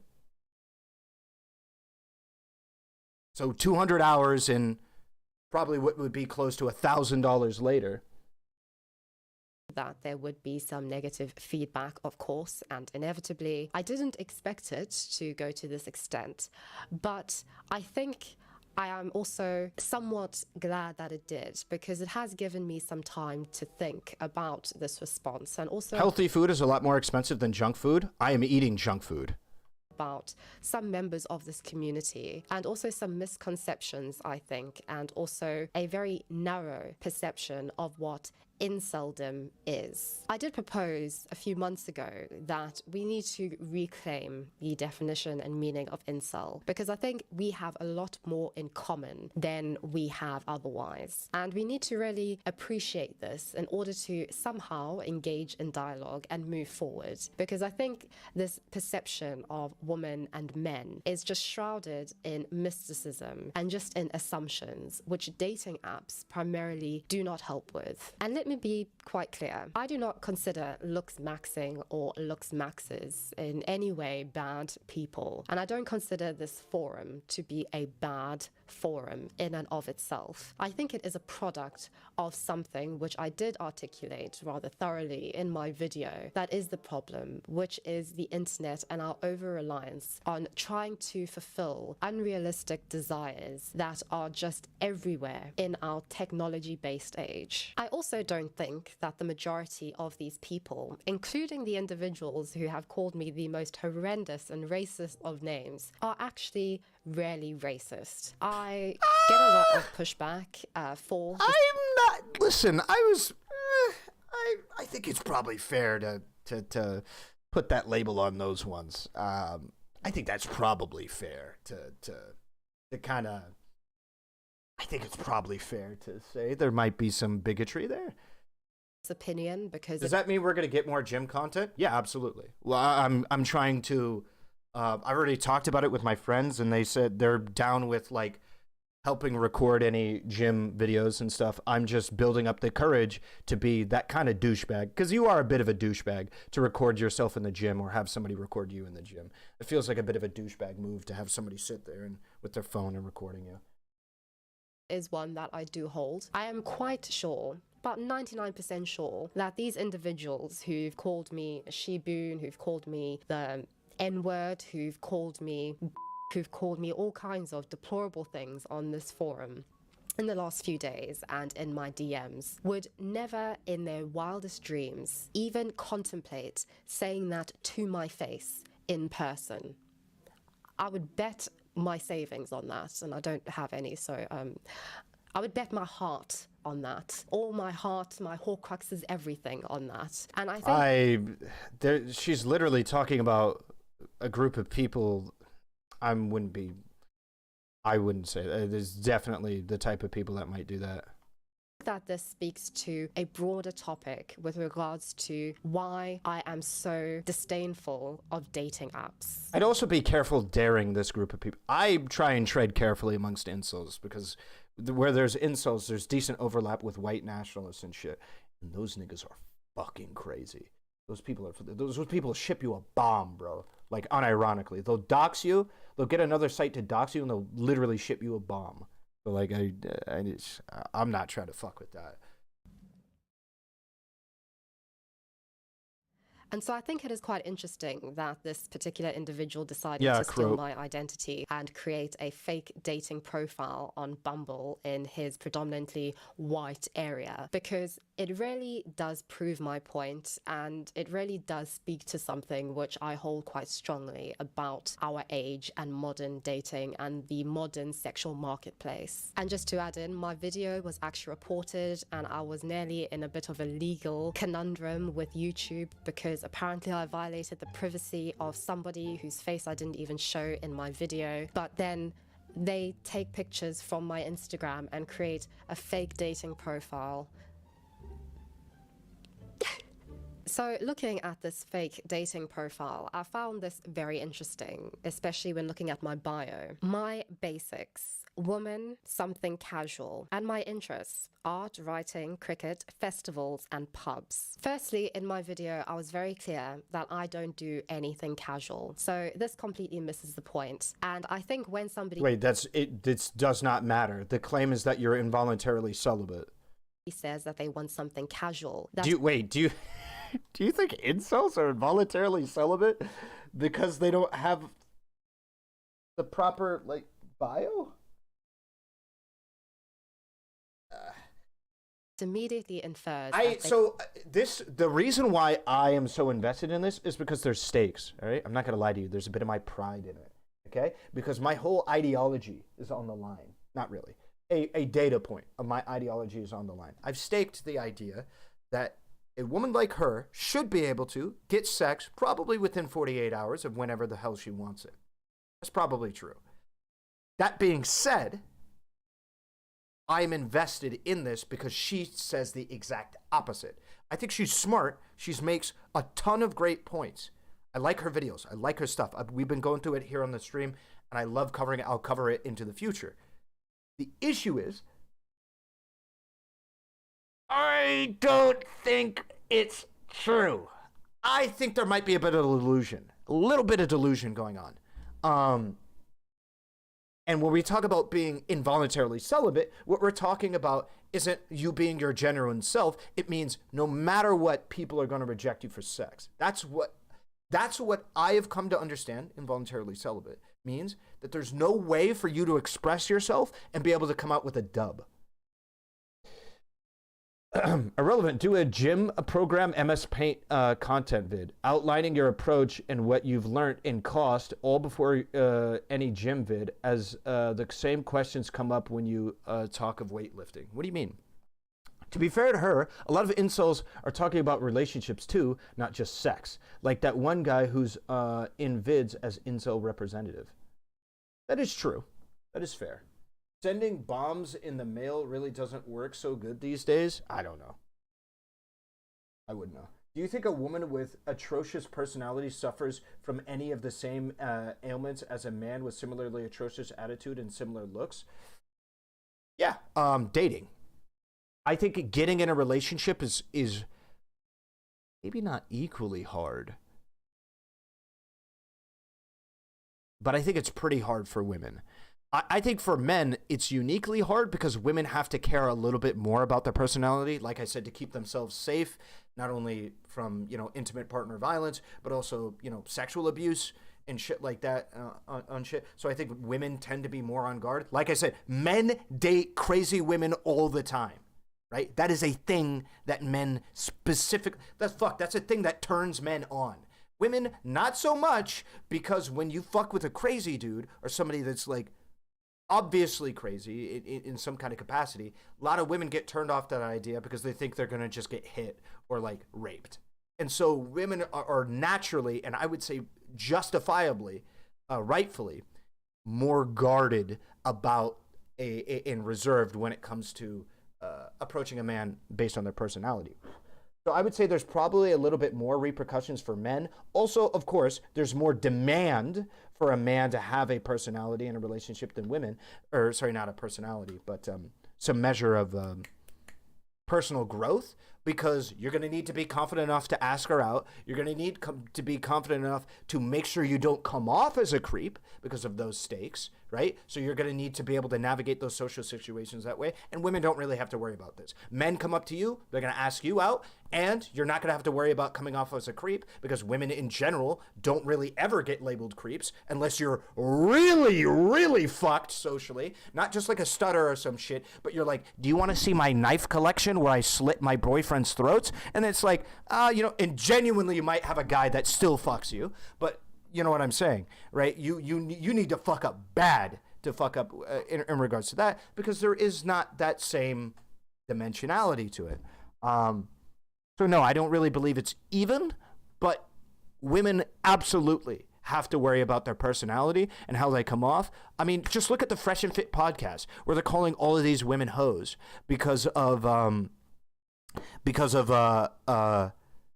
or like hoes or modern women because they're just like fucking, they say they're feminists or some shit and they write them off, or they're unwilling to do a bunch of house chores because they won't say that they're going to be submissive to a man.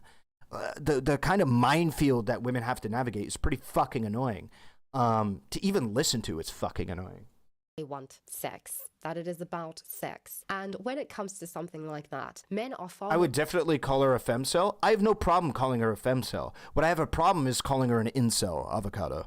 That's my issue, is that she was trying to say that she has a lot in common with incels, I guess, but there was two entire... The mere idea that you can get that many matches, I have met Giga Chads that are able to get 20 matches in the first 10 minutes or 15 minutes of their profile up, right? I've met Giga Chads that can't do that. The fact that she was able to get 50 plus in 15 minutes, assuming it was honest, and well done, 50 plus matches in the first 15 minutes, you live a different life than me. You cannot compare your life to mine in regards to the attention you get. We live incomparable lives. You cannot compare your life to mine. It is not comparable. We live two different lives. And that's my point, is that let's not say that we live such a similar life that it's not. It's just not. We don't live the same life. I couldn't dream of getting that much attention for free. It's not even, I was in disbelief when I saw it. I'm still not even sure it's true. I'm in disbelief. We live two massively different lives in regards to the attention or validation that we get on a day-to-day basis. More likely to have sex with a... I think she would agree not all attention is valuable attention. I'm not saying that the attention is valuable. What I'm saying is getting any attention at all it leads to a different state of mind, of being. I know this as somebody that has gotten different types of attention. Right? I've obviously gotten significantly different types of attention, from different people, right? Even when people have fetishized me and clearly seen me as only a sexual object, I still feel like kind of good about some of that attention, because it's like, damn, no chick has said a nice thing to me in 6 years. It feels kind of nice, even for this one moment, to kind of be objectified. That's kind of nice. That kind of feels good. Yeah, I haven't gotten a compliment in 6 years. So yeah, it's kind of nice to be able to get that compliment once in a fucking blue moon. That's nice. That feels good. I couldn't imagine getting 50 in 15 minutes. I couldn't imagine it. It's not conceptually, it's not possible. Individual who just wants something casual, irrespective of your race. There's no Thanks, grass commitment, toucher. there's no long-term consequences, there's no long-term obligations, and so it True, isn't I'd say a that's high probably risk true. for men to engage in something casual. Think Ashley Madison. Hello, editing me. I'm going to be interrupting this video quite a bit. What the hell is Ashley Madison?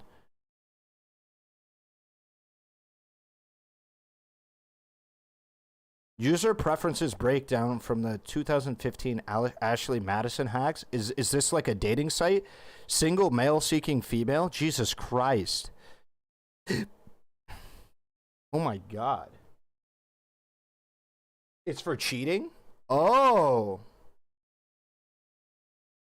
Attached male seeking female. Wait, what does this have to do with the previous statement?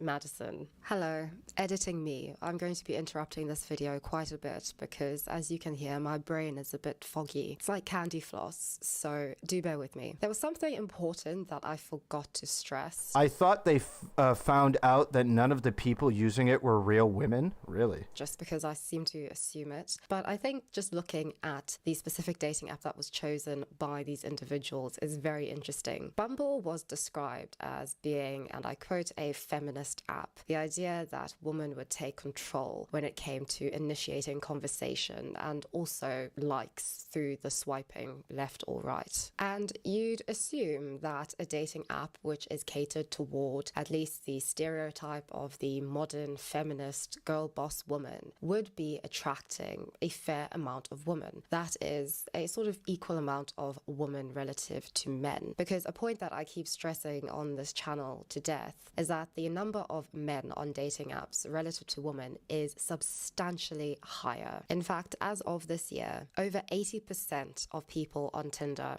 are men. So consider that, and also that most women on Tinder Again, I'm sorry, maybe somebody can correct me, or maybe somebody can provide me something more tangible.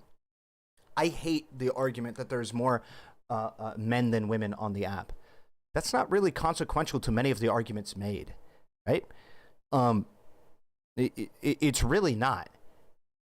Because with the increased population, you're assuming that you have to go one-to-one. You can swipe on thousands of dudes if you're a woman. The thing is, they're choosing not to. That is the thing. They are choosing not to. Now, part of that, people say, is because of the population of the individuals on there. I'm not convinced. I'm honestly not convinced. And the reason why isn't because it's the number of people on there. It's the types of people on there, right? I think there's a certain type of woman that goes on there, and to some degree, I think there's a certain type of dude that goes on there, right? And the certain type of dude, I think there's probably a disproportionate number of kind of Chadley dudes on there because they know the game. They know they eating good. They know they got it. And that's the place to get it. So I think that kind of becomes the issue. Because if the roles were reversed, let's say 20% of men were on Tinder and 80% of women were on Tinder, or 80% of Tinder's population was women. Do you really think that those 20% of men wouldn't swipe on and actually try and date hundreds of women at a time? Of course they would. Absolutely. Yeah, there'd be dudes going on 10 dates a day. So there is something different and significant going on. Inundated with requests and with likes. It is obviously the case that a lot of men are going to get no responses. And to date in order to fuck is what I'm saying. I'm assuming you're going to need to go on a date to fuck. In most cases, that's true. Can you go on 10 dates in a day? Hey, listen, man. It is as if some men are just playing a game. Looks still matter and confidence is not real. Oh yeah, Drekken. I remember. I was going to have a talk with you. Homie, get my Discord. That they are inevitably going to lose. It is obvious from the outset that they are going to lose. But on the flip side, it's important to know it's exhausting and it's not going to work that way. You're crazy, bro. That of the 20% of women that are on Tinder, not all of them are of interest. This is true. I'm gay and I've sent my cock to over 80 people in the last 7 months. Omega Law. Yeah, I feel like that's kind of a good example, right? Where there's, even when there's low supply, there's still going to be demand. The issue is how the individuals work with it. Drekken. Get inside a Discord. I don't like the way you talk. Also, like the fucking video. We only have 156 likes. Why? And you got some spare change. Donate. Why not? Come on. Slide a couple dollars my way. It helps a lot. It goes a long way. I'm currently using a lot of the money that I gained from stream to be able to get into a coding boot camp so that way I can establish a nice career as a computer programmer. It's something that I have at least 15 to 20 people, quite a bit of people in my camp trying to tell me to do, how to do it, best ways to get a nice job at the start and shit like that. I got a lot of resources. It's something that I want to do, I enjoy doing, and so I'm feeling really hopeful about it. If you'd like to contribute, then please slide a couple dollars my way. But if you don't have the cash or whatever, like the stream, man. It's a good way to support me. Wait, you're gonna ban me if I don't? Because I would like to talk later. Okay, how much later? I thought coding boot camps were a meme. I've heard the exact opposite. I've heard they're the most goated shit in the world. The 80% of men on Tinder. So I was very interested to see that as of 2021, the percentage of men relative to women is 67.4% to 32.6%. So there are over double the number of men on Bumble, a feminist app which is catered toward women and seemingly empowering women, compared to the app's target demographic. So when we look at my own anecdotal experience with this fake dating profile, it is kind of a self-fulfilling prophecy and obvious that I am going to get responses. So just why? On the fact that this fake dating app was created by individuals on a forum which caters to black pill men. This logic doesn't make any sense. Just because there's twice as many men as there are women on there doesn't all of a sudden mean that. Okay, I actually don't care anymore. I just realized I don't care. It's not. Hey, thank you for the $5 crazed monkey. I wouldn't know. I got a degree in computer science, but I don't work in that field, so I don't hear anything about them. Why not? Why don't you work in computer science? If you were to get a coding job, would you keep streaming half time? Yep, I'd try and keep streaming. I'm going to try and keep streaming all the way up and through, and we're going to see how it goes. The only time I'm going to stop streaming is probably if I can't continue streaming because, like, I can't support the time and the money just isn't, like, able to support itself. That's probably the only time that I'd be able to do it. But ever since I started streaming on YouTube, I've been getting a lot of financial support from the stream. So it's actually been going pretty well. I don't know if it's going to stay consistent. Probably won't. Usually doesn't. But I'm going to keep shouting it out. And hopefully, if people are feeling generous, it'll happen. Dislike the video. And to men predominantly looking to Looksmax, I can assume quite confidently that this app was created by a man or men. Therefore, they actually had the best of both worlds once again, which is something that black pillars do like, I have noticed. They posed as me, a woman, and yet they were able to, as a consequence of stealing my identity, able to present themselves through a very masculine way. That is, being able to utilize the fact that women have to initiate first contact in the way that they, as men pretending to be me, would do and would prefer to do, at least going on the conventional way that things are done. What is she saying? I don't understand. $5 for a 5-minute video later. Bat chest. Dexter, thank you for the 5. Yeah, I'll take a look at it. Are you doing a Thanksgiving stream? Probably not. Maybe. Fury first contact. What is this? Oh, it's a Warhammer 40k video. Sure. Yeah, I could be down to watch this. Thank you for the 5, Ian. Incognito with becoming a member, tier 1. Thank you. Thank you for the support, chat. Can I be honest? You need an editor for short segment videos on YouTube. Would help grow the IMO. I agree.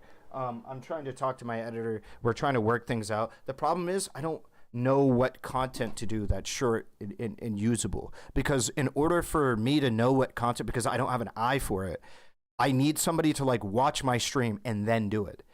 Something that I did before, which was pretty interesting, is there was a person who was uploading my VODs at one point, and I had asked him to help just do work, and that worked out. I don't think there's currently a channel that does shorts for me, but if there was, I would probably end up reaching out to them and just be like, hey, if you're doing shorts already, you could just work for me. But yeah, she's wrong. As a woman, having more choice fits her description of feminist dating apps. Yeah, exactly. Looking for myself. It doesn't make sense. Not only that, but it also exactly fits the incel narrative that she isn't an incel. Because what she's saying is, like, I'm still an incel, but not an incel on dating apps where there are millions of people ready to meet me. Like, that doesn't make sense. Right? I would never call myself an incel if I could get dates and then subsequently have sex or possible relationships if I just use one of the most popular dating apps on the planet. That doesn't make sense. Done in the dating world. So I can assume that they approach this from the way that men approach dating apps. It is about quantity over quality. It is about... So here we are back to the femcel problem. Right? This is the femcel problem. It is about quality. That's what it's about. Not whether or not you can do it. It's about the quality. And this is where I get into the difference of lived experience. But I beat it to death, so we'll keep going. Getting as many likes out as possible. Wait, how does that not make sense? You can be an incel and choose to not use or like dating apps. No. It's about whether or not when you use those dating apps, you are capable of having sex, Darius. That's what it is. So that was the issue. Is she's saying she's an incel, but when you go on dating apps, you're able to find relationships with people that will lead into sexual relationships. You're not an incel. You're only an incel if there's truly, in my opinion, if there's truly nothing that you can do like instantly to be able to turn your situation around, right? Because if I was to say you're only an incel if there's nothing you can do, there's truly nothing you can do, like nobody would be an incel, and that gets away from the real point of what an incel is, which is a feeling of desperation that is going to take years of concentrated effort and hard work to be able to dig yourself out of a position to be able to actually start attracting people or dating or having sex. Every woman is capable of having sex with Tinder, so women can never be incels. Correct. They can be femcels, meaning they can't get in relationships, but yeah, that's correct. Women cannot be incel. But your involuntary celibacy. Cel is celibacy. It is sex. It's not dating. It's not relationships. It is sex. So women can't be an incel. But I also don't agree that every single woman can get sex. I think there are some women, very few, probably like 2 or 3% of the population. But yeah. In order to get at least... I agree it's not fair to call herself an incel, but I also think most male incels don't put forth much effort to improve themselves and are as involuntary as they think they are. I completely agree. I think a lot of these incels, including the ones on the forums, including the one that she showed instead of her other video, are way too hard on themselves, and they think it's more about their looks instead of it's probably far more about their social skills, which takes a ridiculous amount of work, but it is far more about their social skills. Yeah. It literally means involuntary. It means involuntary celibacy, meaning you are actively, you can choose all you like to want to stop being celibate, but you cannot do it. There is nothing you can do to have sex, realistically. And I think if you can hop on an app and then fuck, that makes you not an incel. That's not a controversial take. If some dude was like, ooh, I can't get a chick to fuck me, ooh, and I check his Tinder matches and he has 50 in 15 minutes, I'm gonna fucking throw that phone at that nigga's head and fucking hope I knock some sense into him. Bro, what are you talking about, man? A few, a handful, or a couple of likes. So I assume that the reason I got so many responses back and so many matches is because these individuals sent out numerous likes to pretty much anybody. That is not the way that any woman would ever approach a dating app. And wow, that's crazy. That's how men have to approach it. Like, it's just a different lived experience, and I hope she addresses that. unless she was there for casual purposes, which I would never be there for, and which the vast majority of women on dating apps are not interested in and are not on dating apps for. Men are far more likely than So is women an to incel a prisoner? What do you mean? Are you trying to say are prisoners incels? I think for the spirit of what we call incels, it's usually about women would reject you for sex, not that you have a physical incapability of having sex. Like, I wouldn't call Will Neff an incel because he's locked inside of a cage. Like, he's not an incel, technically. He's not allowed to have sex, but he's not an incel because the dude could get it if a woman was around, if women were around. In casual sex. I think something that is often not appreciated about women and our sexuality, especially by men, is that sex is not gonna lie, as somebody who is gay and furry living in an entire different world of dating sexual encounter dynamics, the normie straight dynamic seems depressing. It kind of sucks. Actually, objectively, incredibly dangerous for women. And this is why establishing trust and getting to know somebody is so important to women. And I would say just personally, for me, if I am going to sleep with somebody, I need to know that I'm going to be safe with them, because objectively speaking, and yes, I know that specifically speaking, the vast majority of men in this world are not going to cause me any harm. But objectively speaking, a man is a lot stronger than me. Even when I go to the gym and I feel incredibly empowered, a man is a lot stronger than me. Guys are wholly fucking brain dead. Hey! He made it! He made it, dude! Comes to understanding some of the fears or struggles that women have sometimes too. Really? Like, yeah, like guys what? will say, Let's like, go! Why can't I just pick you up from your house? Like, why can't you just come back to my place or whatever? It's like, bro, you weigh 80 pounds heavier than this woman. You could fucking murder this bitch in an instant if you wanted to. Dude, you cannot run from it. You cannot hide from it. Destiny always arrives, dude. like this lovely young lady, right? This queen, okay? Yes. Thank you, Destiny. Yeah, but like there are guys that have no concept of like the fear of like, you know, why won't you go to the bathroom and leave your drink in front of me? Like I don't even know why that would be a problem as a guy. Like a lot of guys have no idea all of the random shit that women have kind of navigated in the dating markets too.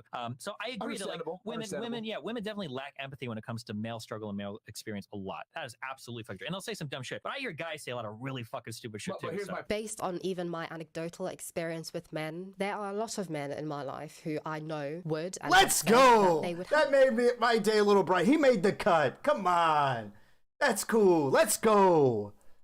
Happily sleep with me, but they wouldn't be in a relationship with me. And I think this is one of the issues with incels as well, especially insofar as the responses to my particular fake dating profile were concerned. Incels want the best of both worlds, and both the worlds which they want don't actually exist. They want, on the one hand, a woman who they can be in a relationship with, who they can love, who they can cuddle on the couch, as is represented on Incel Wiki. Yet, on the other hand, they reduce relationships and intimacy to sex. And I just find this quite sad. I find it sad because... I might agree with that. Maybe. It depends on what they mean. I don't know. I don't know. I don't know if I agree with that. I think a majority of the loud ones do, but I think there's a tremendous amount of men who are incels who don't do that, but who are just completely quiet and don't do that. I think the vast majority of men incels don't post on forums and shit. They just sit and they're neats. That's all they do. Like the ones in Japan, like the ones in Sweden and shit, in Denmark and in Scandinavia broadly, who are world renowned for their inceldom and their neat behavior. I think those people just sit there and they play video games all day and that's it. That's all they do. I think that when it comes to dating, when it comes to relationships, we are so obsessed with dating profiles. And profiles are just a 2D representation of a person. And this gets on to my second point. Wait, is her point supposed to be that of all of those 50 men, if she got it, let's assume she gets a date with all of them. No way that happens, but let's assume that she does, right? That none of them will be good enough to fuck? Because that's necessary for her argument of incelibacy. Never ever let a woman tell you that they're lonely or can't seem to find that one good guy, a Chad, when the entirety of the modern dating market has been designed for them to succeed, flourish, and choose from whoever they please. And for you to fail and feel like an utter subhuman, not worthy of human affection. Okay, firstly, considering that you talk about me, a female who has human affection. Okay, hold on. When the entirety of modern dating market has been designed for them to succeed, flourish, choose from whoever they please, and for you to fail and feel like you're an utterly subhuman, not worthy of human affection.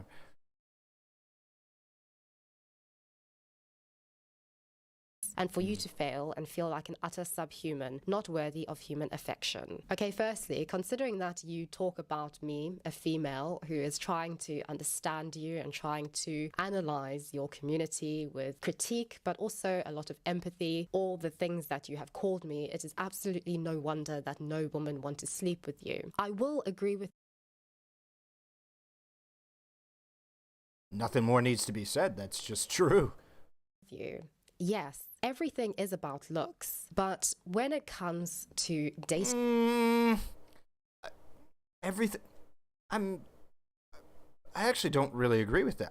I'm pretty black pilled. I mean, listen over here. I've been fighting the idea that she can call herself an incel. I wouldn't agree with that, but apps relative to real life. Oh, on dating apps, yeah, 100%. Is a huge difference when it comes to our understanding and interpretation of looks. I was having a conversation with a friend a few days ago, and I said that I'm very against dating apps. Literally, Haran al-Rashid, I think is your name. I don't know how to pronounce your name. If you're neat, then go to community college. You'll be forced to meet and interact with people. Exposure to it is cruel. I literally went to community college for a semester, and I didn't interact with anyone. because they really take away the real essence of appearances and looks as we often encounter them in person. What I mean by this is when I find somebody attractive, I don't just find how they look attractive. I find a lot of things about their entire 3D look attractive. For instance, their smell, the way... Oh, the concept she's talking about is your approachability, right? Like, that's what she's talking about, how approachable you are. It's not just your physical, like, how attractive you are. It's how you look, it's how you carry yourself, how you walk, how you talk, how you, your eyes respond. Do you make eye contact? Is your eyes darting around? She's talking about your presentation, like how approachable you are as a person, how likable you are as a person. That they engage Your in the Riz, world, the yeah. way that they walk, the way that they engage with other people, their dexterity, the way that their imperfections sort of come together and make a whole person. I can find things that I would otherwise find completely unattractive or repulsive. And I would argue this is what makes a lot of men more incel-like than a lot of women, because women have a far greater distribution that they're able to perform within that area, right? If women are very shy, that's okay. If women are very fidgety, that's okay. If women look very nervous, that's okay. If men look nervous, that's not okay. If men look shy, that's not okay unless you're a Giga Chad. All these things don't apply unless if you're a Giga Chad, right? You have to fulfill, because of what she was talking about earlier. She herself said, which was about, and that she quoted Destiny on, that women have to navigate a social climate of dating in a different way and sex in a different way than men do. So obviously they're going to experience they're going to have greater demands for that kind of behavior when it comes to the approachability of a person. Just on their own as standalone things, such as how somebody chews their food. I could find that unattractive. But then when I meet somebody and I engage with them, I communicate with them, I have sort of chemistry, romantic or otherwise with them, we engage in the world together, I see them sort of in action, living authentically, and I mean really authentically and instinctively, impulsively, more so than in a curated sense online or on a dating app. When I recognize the way that they eat their food in a way that I would otherwise find incredibly repulsive or disgusting, but somehow with them and their body and their movements, their just way of being and engaging with people, I find it incredibly attractive. That builds a very unique kind of attraction and attractiveness, which is... A lot of that has to do with the halo effect, because if somebody walks up to you and fucking picks their nose in front of you, you're not going to feel... picking your nose being a analogy for any of these different behaviors that would otherwise be gross amongst different people. If you walk up and you pick your nose in front of somebody on the first interaction with them, it ain't cutting it. But if you have already some positive opinions of somebody, positive criteria, then, you know, shit's going to look a little bit better.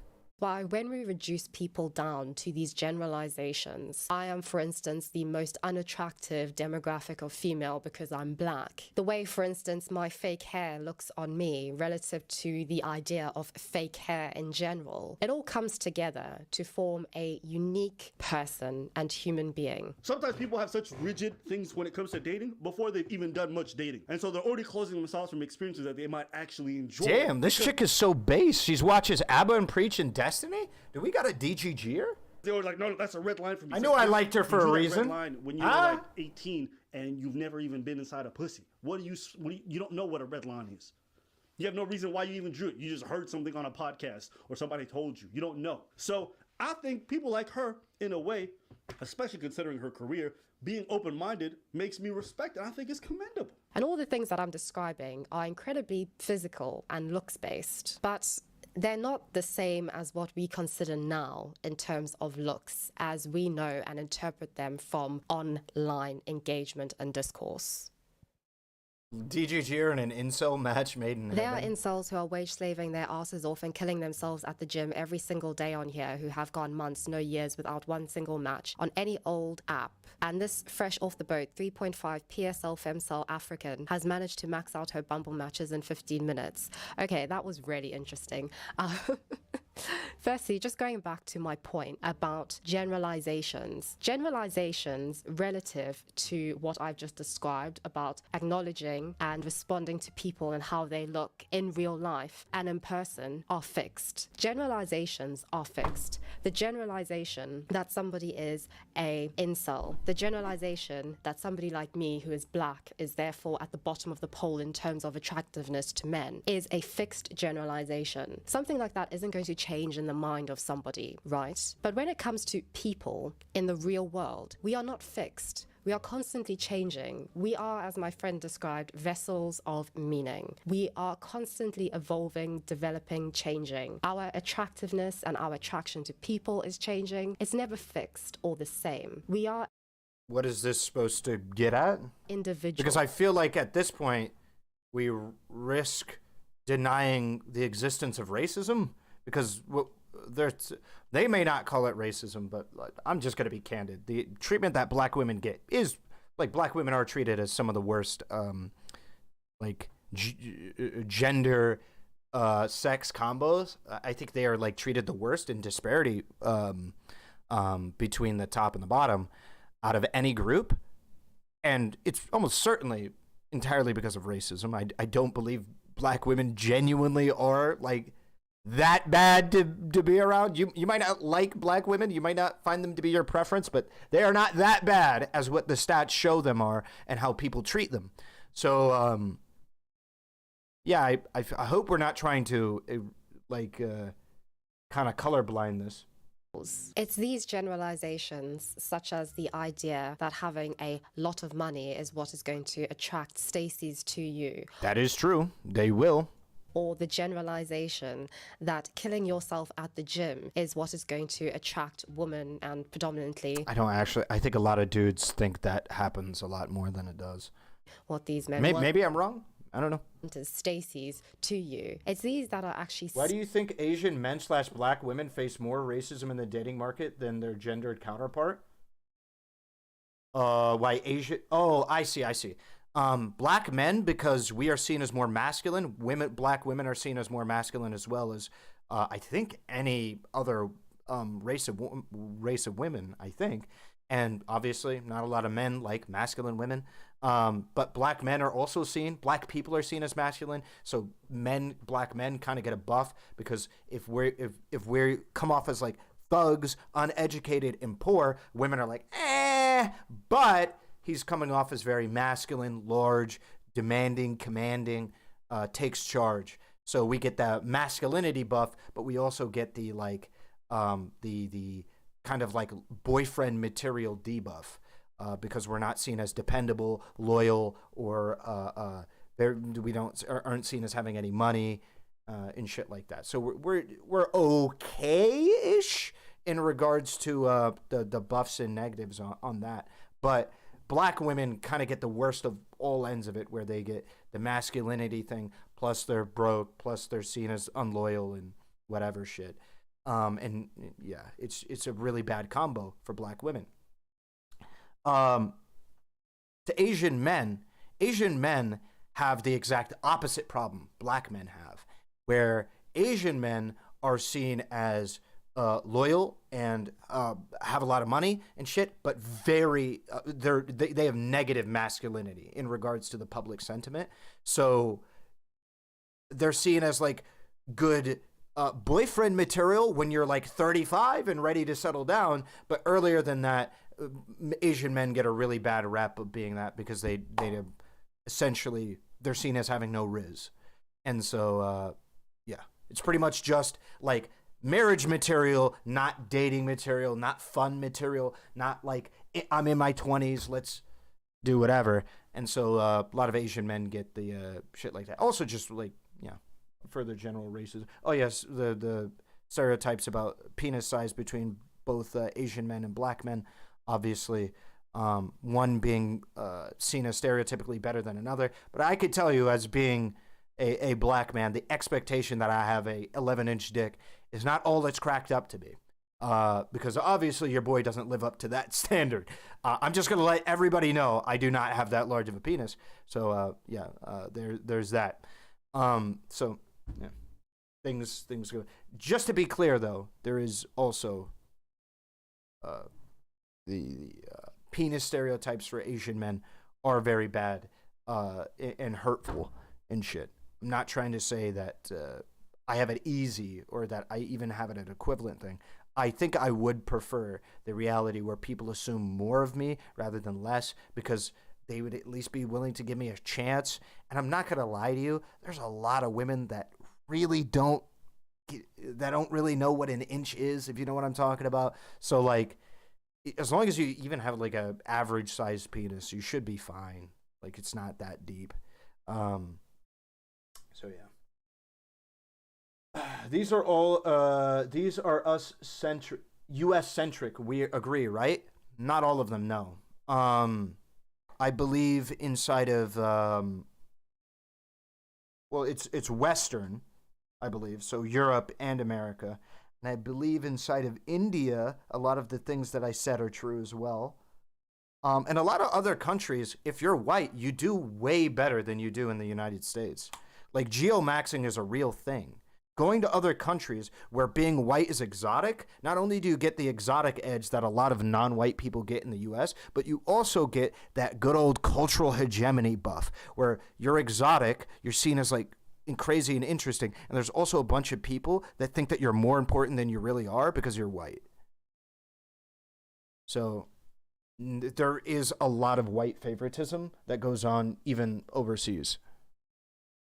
Stunting any kind of appreciation that the world is not based on generalizing. I've had people estimate my penis length plus 50% due to not knowing inches. It's a thing. At all. If it was, then it makes absolutely no sense why, for instance, when femcels used to previously go onto these kinds of forums in order to talk with other incels, male incels, about their problems, they were oftentimes chased off these forums. It doesn't really make sense, because you kind of think that this is a perfect match made in heaven. Femcels and incels, two groups who can't get sex, coming together, that they could. I don't believe femcels can't get sex, and I think that's where the incels' problems are. Well, pair up. But obviously that didn't work, because attraction does matter. And attraction, not in the superficial, artificial sense that we see online, but attraction as in that in-person attraction, that getting to know somebody, and not just getting to know them in terms of that very idealistic way of their personality and having deep, meaningful conversations, but actually getting to know them as a human being of mind and body. yeah, you're just describing a different thing. I feel like I kind of wish maybe I should just like figure out a way to DM her. I feel like she's talking about something else, something entirely different. The modern dating market has not been designed for... There's probably a rare true femcel. Yeah, I talked about that. There's about 3 to what is it? I'm willing to accept potentially like 2 to 5% of the population of women are probably could be a true femcel. It's probably fair. 2 to 5%, maybe, yeah. Woman to flourish and to maximize our sexual market value. The truth of the matter is that men and women will never find love if they place a market value on it. And I think this is the issue with our age, in which it has brought the market into the domain of love. And that doesn't make any sense. It is an inherent contradiction, because a relationship with a significant other is one that is really not based in a lot of reality. It's really a relationship with somebody where there's absolutely no guarantee of success. There's no guarantee whatsoever that they'll come back the next day. There's absolutely nothing, no guarantee that you can trust them, aside from you having faith in them. It's kind of like the relationship which individuals have with God or with some kind of religious deity. There is faith, and this is something that St. Augustine writes very interestingly about, that we have doubts, but ultimately we have to let faith prevail and trump everything else. And I think one of the sad things in our modern dating age is that we are increasingly being subsumed in this idea that we can find guarantors and guarantees that somebody 2 to 5% is a lot. I guess. Yeah, sure. I have no problem with you saying it's a lot. I have no problem with that. to, for instance, cheat on us, that we can trust somebody, but that trust is not based in faith in that individual. Trust is no longer bedfellows with faith, but rather with skepticism. Just to be clear, it's 2 to 5% of all women. That would include old women.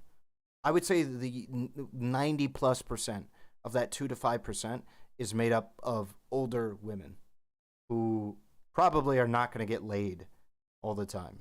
I'd say the vast majority of it is that. Editing me again. I think it's also important to note something that we often take for granted in our modern age, which is that marriage and starting relationships from a place of want, of attraction, desire, and also personal choice Like 8 is billion, a very, right? That's total very people. recent 4 thing. billion Marriage and relationships based on love and romance is a very recent phenomena in the West. This was really not the case until roughly the late 19th century. Previously, especially for aristocratic arrangements, there was a clear market, but it also was a highly exclusive and confined one. There weren't as many people nor choice, especially when we consider now we have globalization, we have the internet and social media, which makes the scope of possibility endless. And it's very interesting because it feels as if now dating apps are trying to marry the new with the old. Our new love-based and romance-based forming of relationships and marriages with the old, very market-based arrangement sort of shtick. Yet obviously this is all for profit making. And I think in what dating apps are trying to do, which is just for money, we are caught up in the middle of it. And we are all trying to navigate the rules, the regulations. We're all trying to beat the game. A game that is never meant to be beat. And we also have to deal with things that we otherwise never had to as human beings, such as social media, and therefore the expansion of avenues and very ambiguous avenues of what infidelity is, such as following Instagram models or posting very explicit photographs of yourself for followers or for money, those sorts of things. Discussions which as a society we've never had, and I think is very difficult to really put parameters around, especially when we are all so very distrusting of each other. And so when you put all of that into a dating app, people who don't trust each other, people who see dating as a game and therefore are trying to find very superficial, generalized ways of understanding how to play the game. And inevitably with any game, there have to be more losers than winners. It's obviously going to end up that way. Dating apps were not created to benefit women or to benefit or disadvantage men. They were created to make money and to make profit. And it's a lot easier to do that from men when men, just sexually speaking, are far more sexual and men are visual creatures. That's a quote from Michael Scott. When, as our society knows... Okay. Yeah, okay. Okay. I thought the smug little smile at the end there was funny. Visual creatures. That's a quote from Michael Scott. When... That's funny. That's very funny. Hey, OMW, thank you for gifting 5 subs to the channel. Accept it! Accept it! Accept it! Thank you for gifting 5 memberships to the channel, OMW. I know you've gifted before, right? I wish I had a tracker of how many gifted you have. I believe you've done that before. I could be wrong, though, but I believe you have. Thank you as well for the 5 gifted memberships. Thank you. Thank you so much. Now these individuals have access to the emotes. Thanks. As our society knows, it is difficult for men to approach women in person, and therefore the easier alternative is to sit on dating apps and try to get with girls, as opposed to actually putting yourself out there in the world, really investing time and money and inevitable failure in some cases into doing things like volunteering, going to bars, going to events, actually having to... So I've said this before and I'll say this again. You should not be doing any of these activities, except for maybe like just going to a bar or something. You should not be doing any of these things like joining clubs explicitly to meet women. I don't think that you should be doing that. I think that's how you start destroying clubs and hobbies for other people. I find that to be, I think that is a race to the bottom. If there's like a bunch of dudes just flocking to like clubs that women are in just to start dating women, I feel like that's pretty cringe, bro. Develop a personality and a persona and just all these different things, which are very, very difficult and very challenging. And also just with the privatization of a lot of public places. Hannah. I was talking to an acquaintance a few days ago about how in the 60s... Is your definition of femcel not necessarily celibate, but tends to blame all men for their struggles in relationships instead of themselves for their partners? They say things like all men are trash? No. I don't think those people are femcels. What I'd categorize as a femcel is somebody that has significant troubles getting a date or a relationship that is explicitly not sexual, just sexual. Because I think there's a lot, I think pretty much every incel does this, and it's fucking annoying.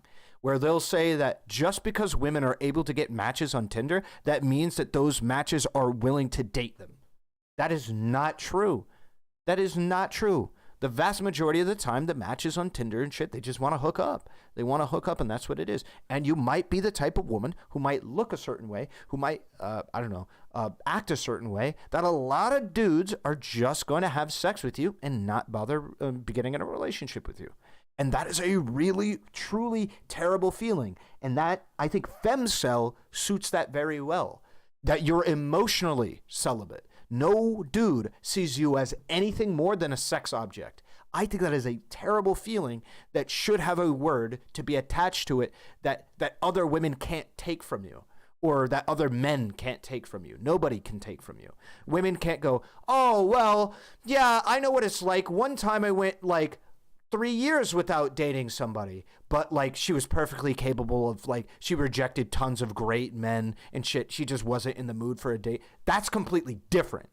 Even a woman that has such a bad personality that she doesn't do that, but is willingly on her girl boss mode or whatever shit and doesn't care because she thinks men are trash. She's willingly and knowingly doing that in comparison to a woman that genuinely is trying everything, fucking,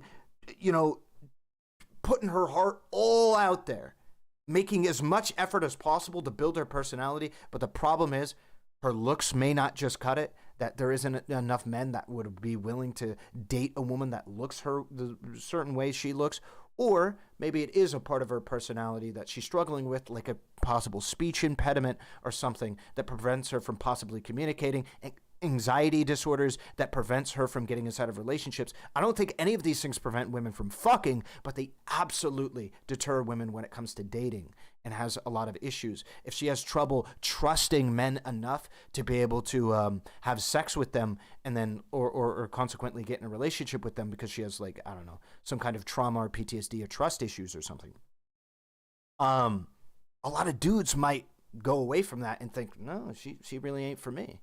That's not really something.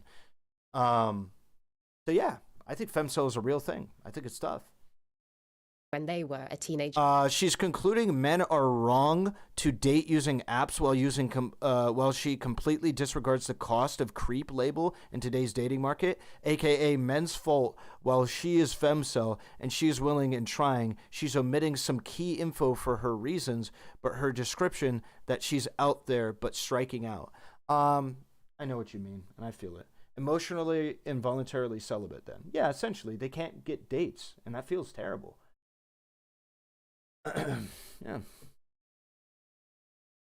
They would go to dance halls, free dance halls, every Friday evening. And over the course of a few years, they would date, they would fall in love, fall out of love. Boys would become men. Boys who wouldn't even dream of speaking to girls for the first few months would eventually pluck up the courage to actually approach a girl and talk to her. They'd face rejection, but then success. And I really appreciated how she described it as seeing boys turning into men, and even girls turning into women. And I think that is so important. Isn't it interesting how in order for me to turn into a man, I need to approach a woman, but for a woman to turn into, or for a girl to turn into a woman, she just needs to accept or deny my approach. She doesn't really need to do anything in that regard in this example. Also, I reject the idea that I become a man as a result of approaching women. I think that's, I'm going to be soy. That sounds kind of sexist, to be honest. Something that we have really lost. I much prefer Shia LaBeouf's definition of a man if we're just going to run with a universal definition of a man or something, or some developing into it.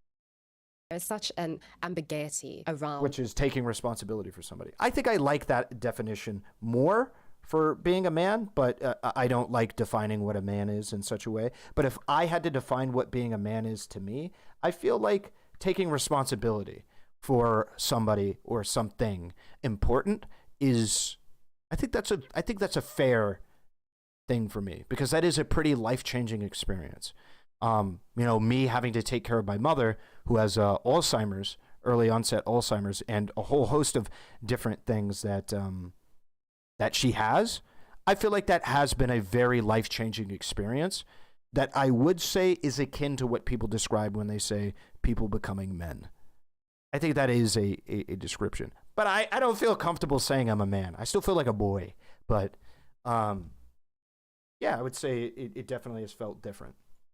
Manhood and womanhood, and when somebody becomes a woman or a man, it's really so unclear, and there's no real guidance for individuals like there previously was. And this isn't to say to harp back to the past and be nostalgic about it. I don't believe in that. Imagine if people in the 60s had iPhones and could post all their mental health issues and everything just going on in Vietnam and the Cold War onto Twitter. It would be absolutely crazy. But just in terms of looking at that specific instance, there is definitely something missing. That opportunity to actually. But you could use the same definition for women too, no? Yeah, absolutely. If you want to say that becoming a woman is taking responsibility for something else, then Godspeed to you, if that's what it feels like to you.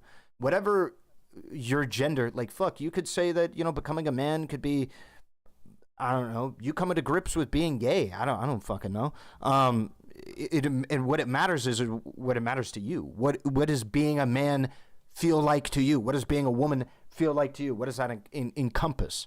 And for me, I feel like taking responsibility for something important is, for me, yeah, that feels all right. It's also quite stereotypical, but you know, so is the world.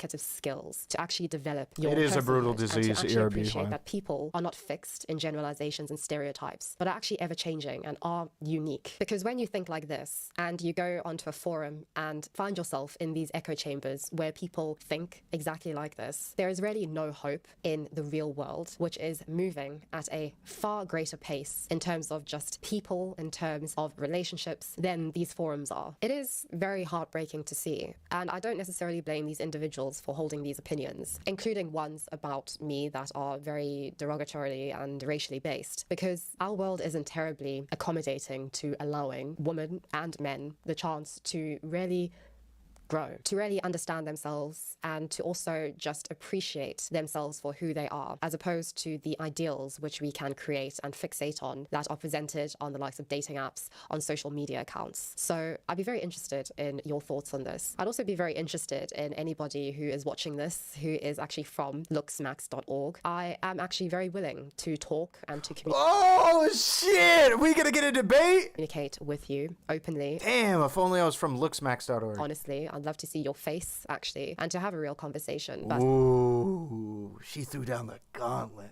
Right now, I need to go to bed and I need to recover. And I will see you all very soon in the next one. How did you find Kidology? I don't remember. I don't remember which one of her videos was shown to me originally. It was, I think it was this. Was the original video I saw of hers. Oh no, this. Dating apps, the new class struggle. Maybe it was an earlier video? Yeah, and then I started watching her on stream here with Men Reject Women Too. That's why I'm celibate. That one brought me in. It was a very interesting premise. We watched, this was the first one we watched on stream. It's deeper than you think. Breeding kinks and the fake apocalypse at its core? What? What the hell is that?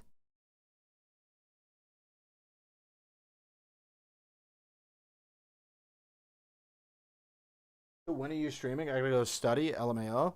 I feel like we're gonna, oh my god, you give me $5 to watch a furry video? You know what? It's $20 for me to watch a video anyway. I'm gonna veto this. No. I was gonna do you a favor and watch that quick video. No, I'm not gonna watch a furry video. That's not gonna happen.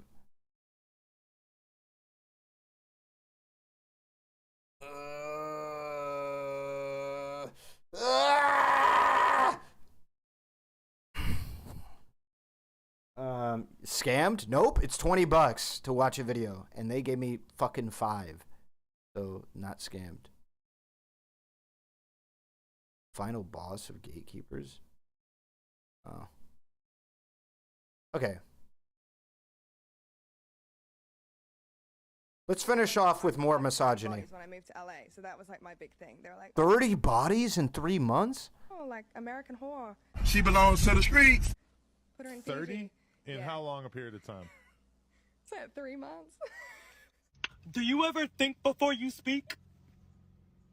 No, I don't actually. I like to be just as surprised as everybody else.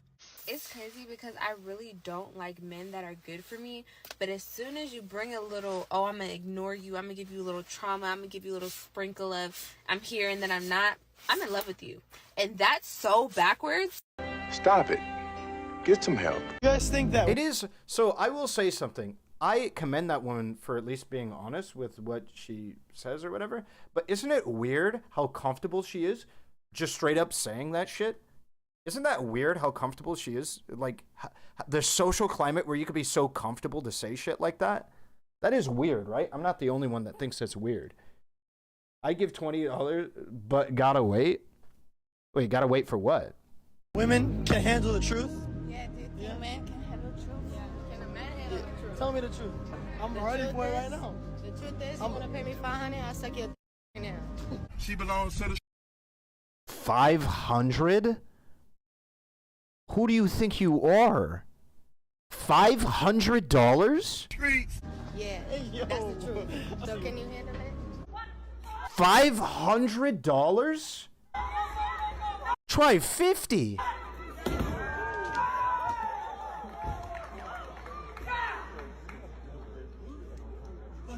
What the hell is that? Oh, this is a fake. This is one of those fake ones. It's like the So here's why nightclubs are shit. Alright, so now that I've got your attention, I'm gonna tell you why clubs are pretty much the biggest waste of time. Alright, so last weekend, me and the boys were celebrating Big Don's birthday, and on the very rare occasion, we went out to the city and we went to the club. And let me tell you, it was the quickest refresher of how garbage these places really are. I mean, the entrance to these places speaks for itself. You've got women passing out on the gutter as 3 men fill them up while they're practically unconscious. You've got men literally fighting over who can get in there first. You go in there, it smells like ciggy butts and sweat. I know a lot of club goers are gonna get angry with me right now for my opinion. Wait, where's the falsehoods, You're gonna bro? call me a flog or whatever, but you can't tell me that this isn't the biggest waste of your money. You literally pay $18 for a standard drink. Clubs are for girls to have their ego inflated and your wallet depleted. I marry a girl, okay? And you love her so much. Would you make her sign a prenup with the abundance of money you do have? Yeah, of course. You would make her sign a prenup? Yeah, why not? Because if she was like, she's not comfortable with that, then it's like, But she might get offended by that. well, if she's offended by that, then she's not the one. If she's offended by it, is she like, is that why she's there then? Your money. What if she also made a lot of money? Like, Well, the laws, specifically in California, are really not in favor of men. So it's like a woman you could break up, they could take like half your shit, and she could do it and be like, peace. okay. So you would make her sign a prenup? And vice versa. She was like, okay, how much money should you? I don't. What is that video? Wait. What is that video? I'm poor and I would do it. I would 100% do it, and I'm broke. Yeah. And the thing is, I've had a conversation with this before. I think this is how it goes.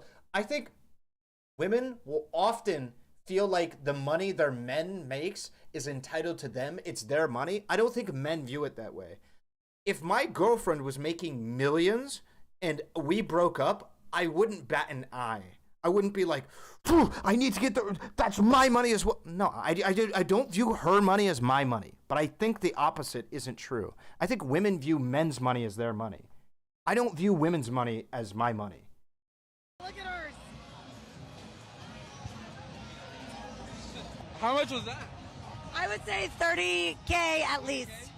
Hey, yo, what the fuck? Jeez, okay. 30K? That was how much less than my first wedding ring. That was your first wedding ring? This is my second wedding ring. How much was that? Mine was like 27, I think. If you got me fucked up, you think I'm about to pay that much? You think I'm buying a car and putting that on her fucking finger? Who are you kidding? How much was it? 137. Whoa! I agree, but it's usually because men are still the breadwinner. Sure. $137,000. This is gonna sound bad, but I would hate when I would tell a guy, I'm like, oh, I really. They're probably lying as well. Want. Women always lie about that shit, because it gets clout. It's like dudes that lie about how expensive their chain is. They'll be like, "This is $200,000," and it like came off the fucking racks, 20 grand. Flowers, and he would only just get me flowers. What? I know. I know that sounds bad. I know exactly how it sounds. But in my mind and in my thinking, it's like, I don't want to just tell you exactly what to do. I'm not trying to mother you. I would like the flowers. I'm not saying the flowers is what's wrong, but it's, why couldn't you give me flowers and chocolate? Why couldn't you just go the extra mile to think outside the box rather than just following in my exact footsteps of what I'm telling you that I like? I know a lot of you guys are probably wondering. All right, we're skipping that. I don't like it when he talks. All fucking dressed up for what? For what? What has he ever fucking done for me? Why am I doing this? Why am I doing this? What's something that makes a guy instantly unattractive? His height. What height is instantly unattractive? Anything under 6 foot. Get the fuck out. Yo, killing me with this. Marine, men versus women.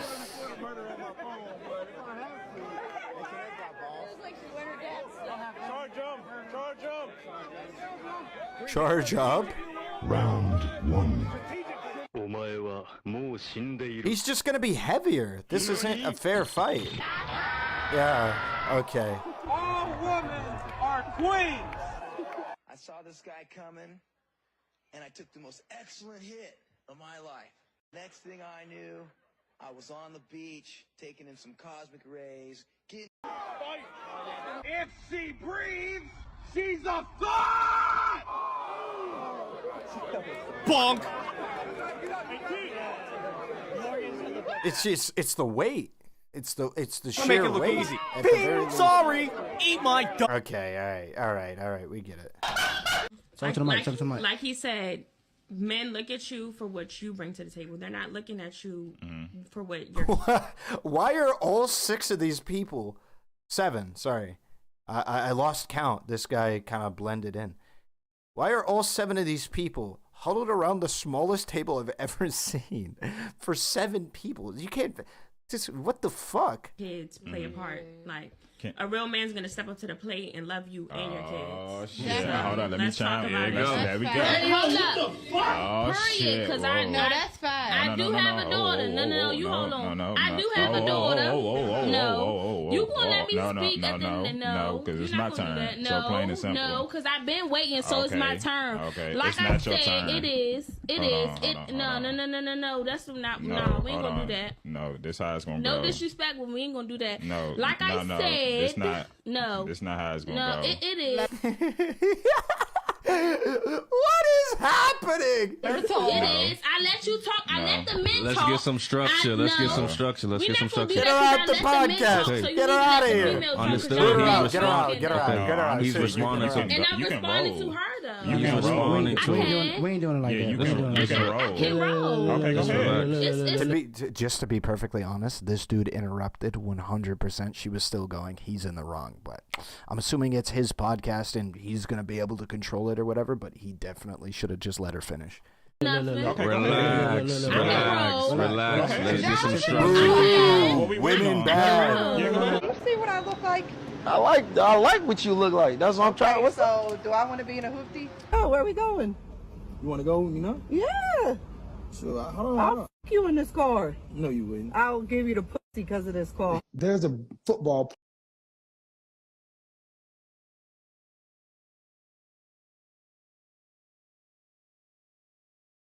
I'm assuming that's fake. Player Brian Banks. He spent 5 years in jail. The woman who accused him of lied about it. She got $2 million in some sort of settlement or something, blah or whatever. Then she was found out to be lying. Video evidence proof her confessing that she made the entire thing up. Has she served 1 day in jail? Nope. So when they lock your son up, take his rights, ruin his life, not his, because once that's out there, it's there forever. It never goes away. No. And I then really if she, right. I don't think my son would ever be in that situation. What the fuck are you talking? You don't think you're... I saw red for a second there. That's crazy that you could say that shit. Look at Kevin Samuel's face, dude. I have never seen this guy's jaw hang open like that. What the fuck is up? Look at his fucking face, dude. He's like, ooh. I'm just saying. I want you guys to understand what she just said. I raised my son right. I don't think he'd ever be involved in that situation. You mean involved with a vindictive, lying woman? Yeah. Do you live in the United States of America? Yes, I do. I would say that my biggest I love the clip cutting there is fucking amazing, dude. Oh my god.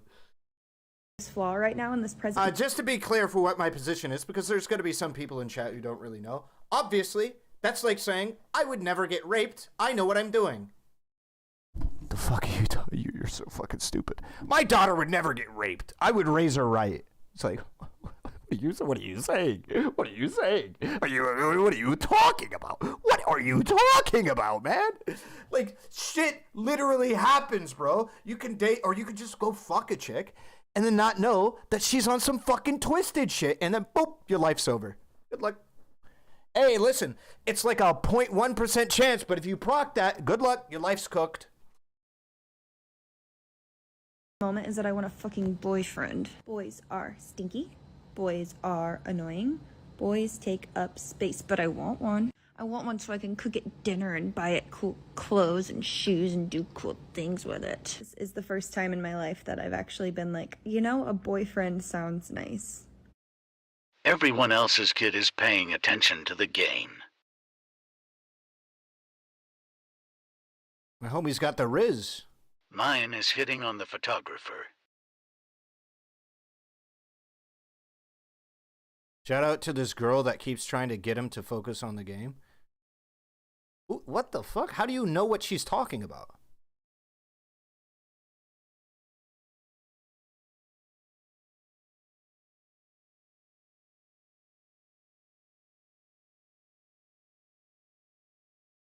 This is really sad. I can't even tell what's happening. Nobody can, right? That dude is going viral all because he was thirsty. He couldn't control himself. This is what happens when you simp for women. He has a purpose. His teammates are out there warming up. They're getting ready for the game. Oh, are they like shitting on the kid? Are they... Oh, that doesn't feel good. And he's on the sideline trying to talk to some chick. And you can tell by her body language, she's turned this way. She's not really trying to talk to him. You know, that's just number one telltale sign that a woman... I don't know about that. I'm not convinced by the body language alone. I'd have to hear what she's saying. I'm not convinced 100%. I don't know. Maybe I'm too socially... Oh my God. Are we about to see it? Come on, man! What the fuck? You cooked me! You cooked me! Y'all check. Make sure we good. Make sure she's still in.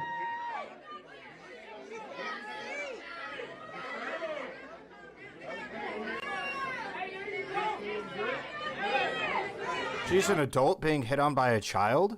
I don't know how old she is. I don't know how old he is. Is it a high school thing or is it a college thing? 1, 2, 3.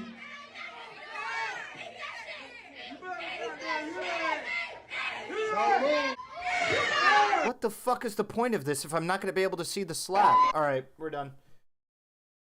It's a milk. You filmed it, to be fair, huh? Obviously high school? Wait, what makes you say obviously high school?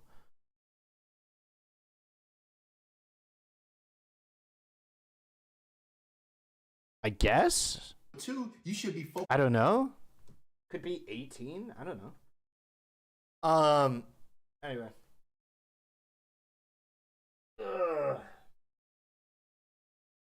Alright. This vid is refreshing compared to the big one of the virtue signaling from Samson and Kidology vids. Yes. Alright. I'm gonna go ahead and go. When it swipes left. Eh? How about here? Why? Because the area isn't big. Yeah, it does look like a high school football field. That is true. All right. The biggest cost of your... What is the biggest cost of your gym budget? I'm assuming it's high-quality protein food. Correct. Well, not high quality, just literally protein food. I don't eat high-quality anything because it costs too much. It is protein. Yeah, hitting protein daily is fucking impossible. I have to eat like 190 grams of protein a day. That's fucking crazy. That is unreal. a disgusting amount of protein I have to eat a day. So yeah. I'm going to go ahead and go. It's been fun. I've been streaming for almost 6 hours, so it's been a good stream today. I actually, coincidentally, have to go to the gym. So, yeah. We're going to go gym, and we're going to have some fun. I'll be back tomorrow. Hopefully the forum, I'll get the forum for the giveaway soon. I want to do a forum, but I might not be able to. But we'll see what happens. All right. Okay. You guys have a good rest of your day. 190 grams of protein? Yeah, it's about a gram a pound is what people recommend. Because if you're a genetic fucking mutant, you can use the apex is about a gram per pound for what your body can properly make use of. But a gram per, you're almost certainly never going to get to the point where you do a gram per pound. Like, you have to be a genetic freak to maximize that kind of protein. But you eat it just in case you are that genetic mutant, so that way you can maximize gains. So, yeah. All right. You guys have a good rest of your day. I'll see you guys later.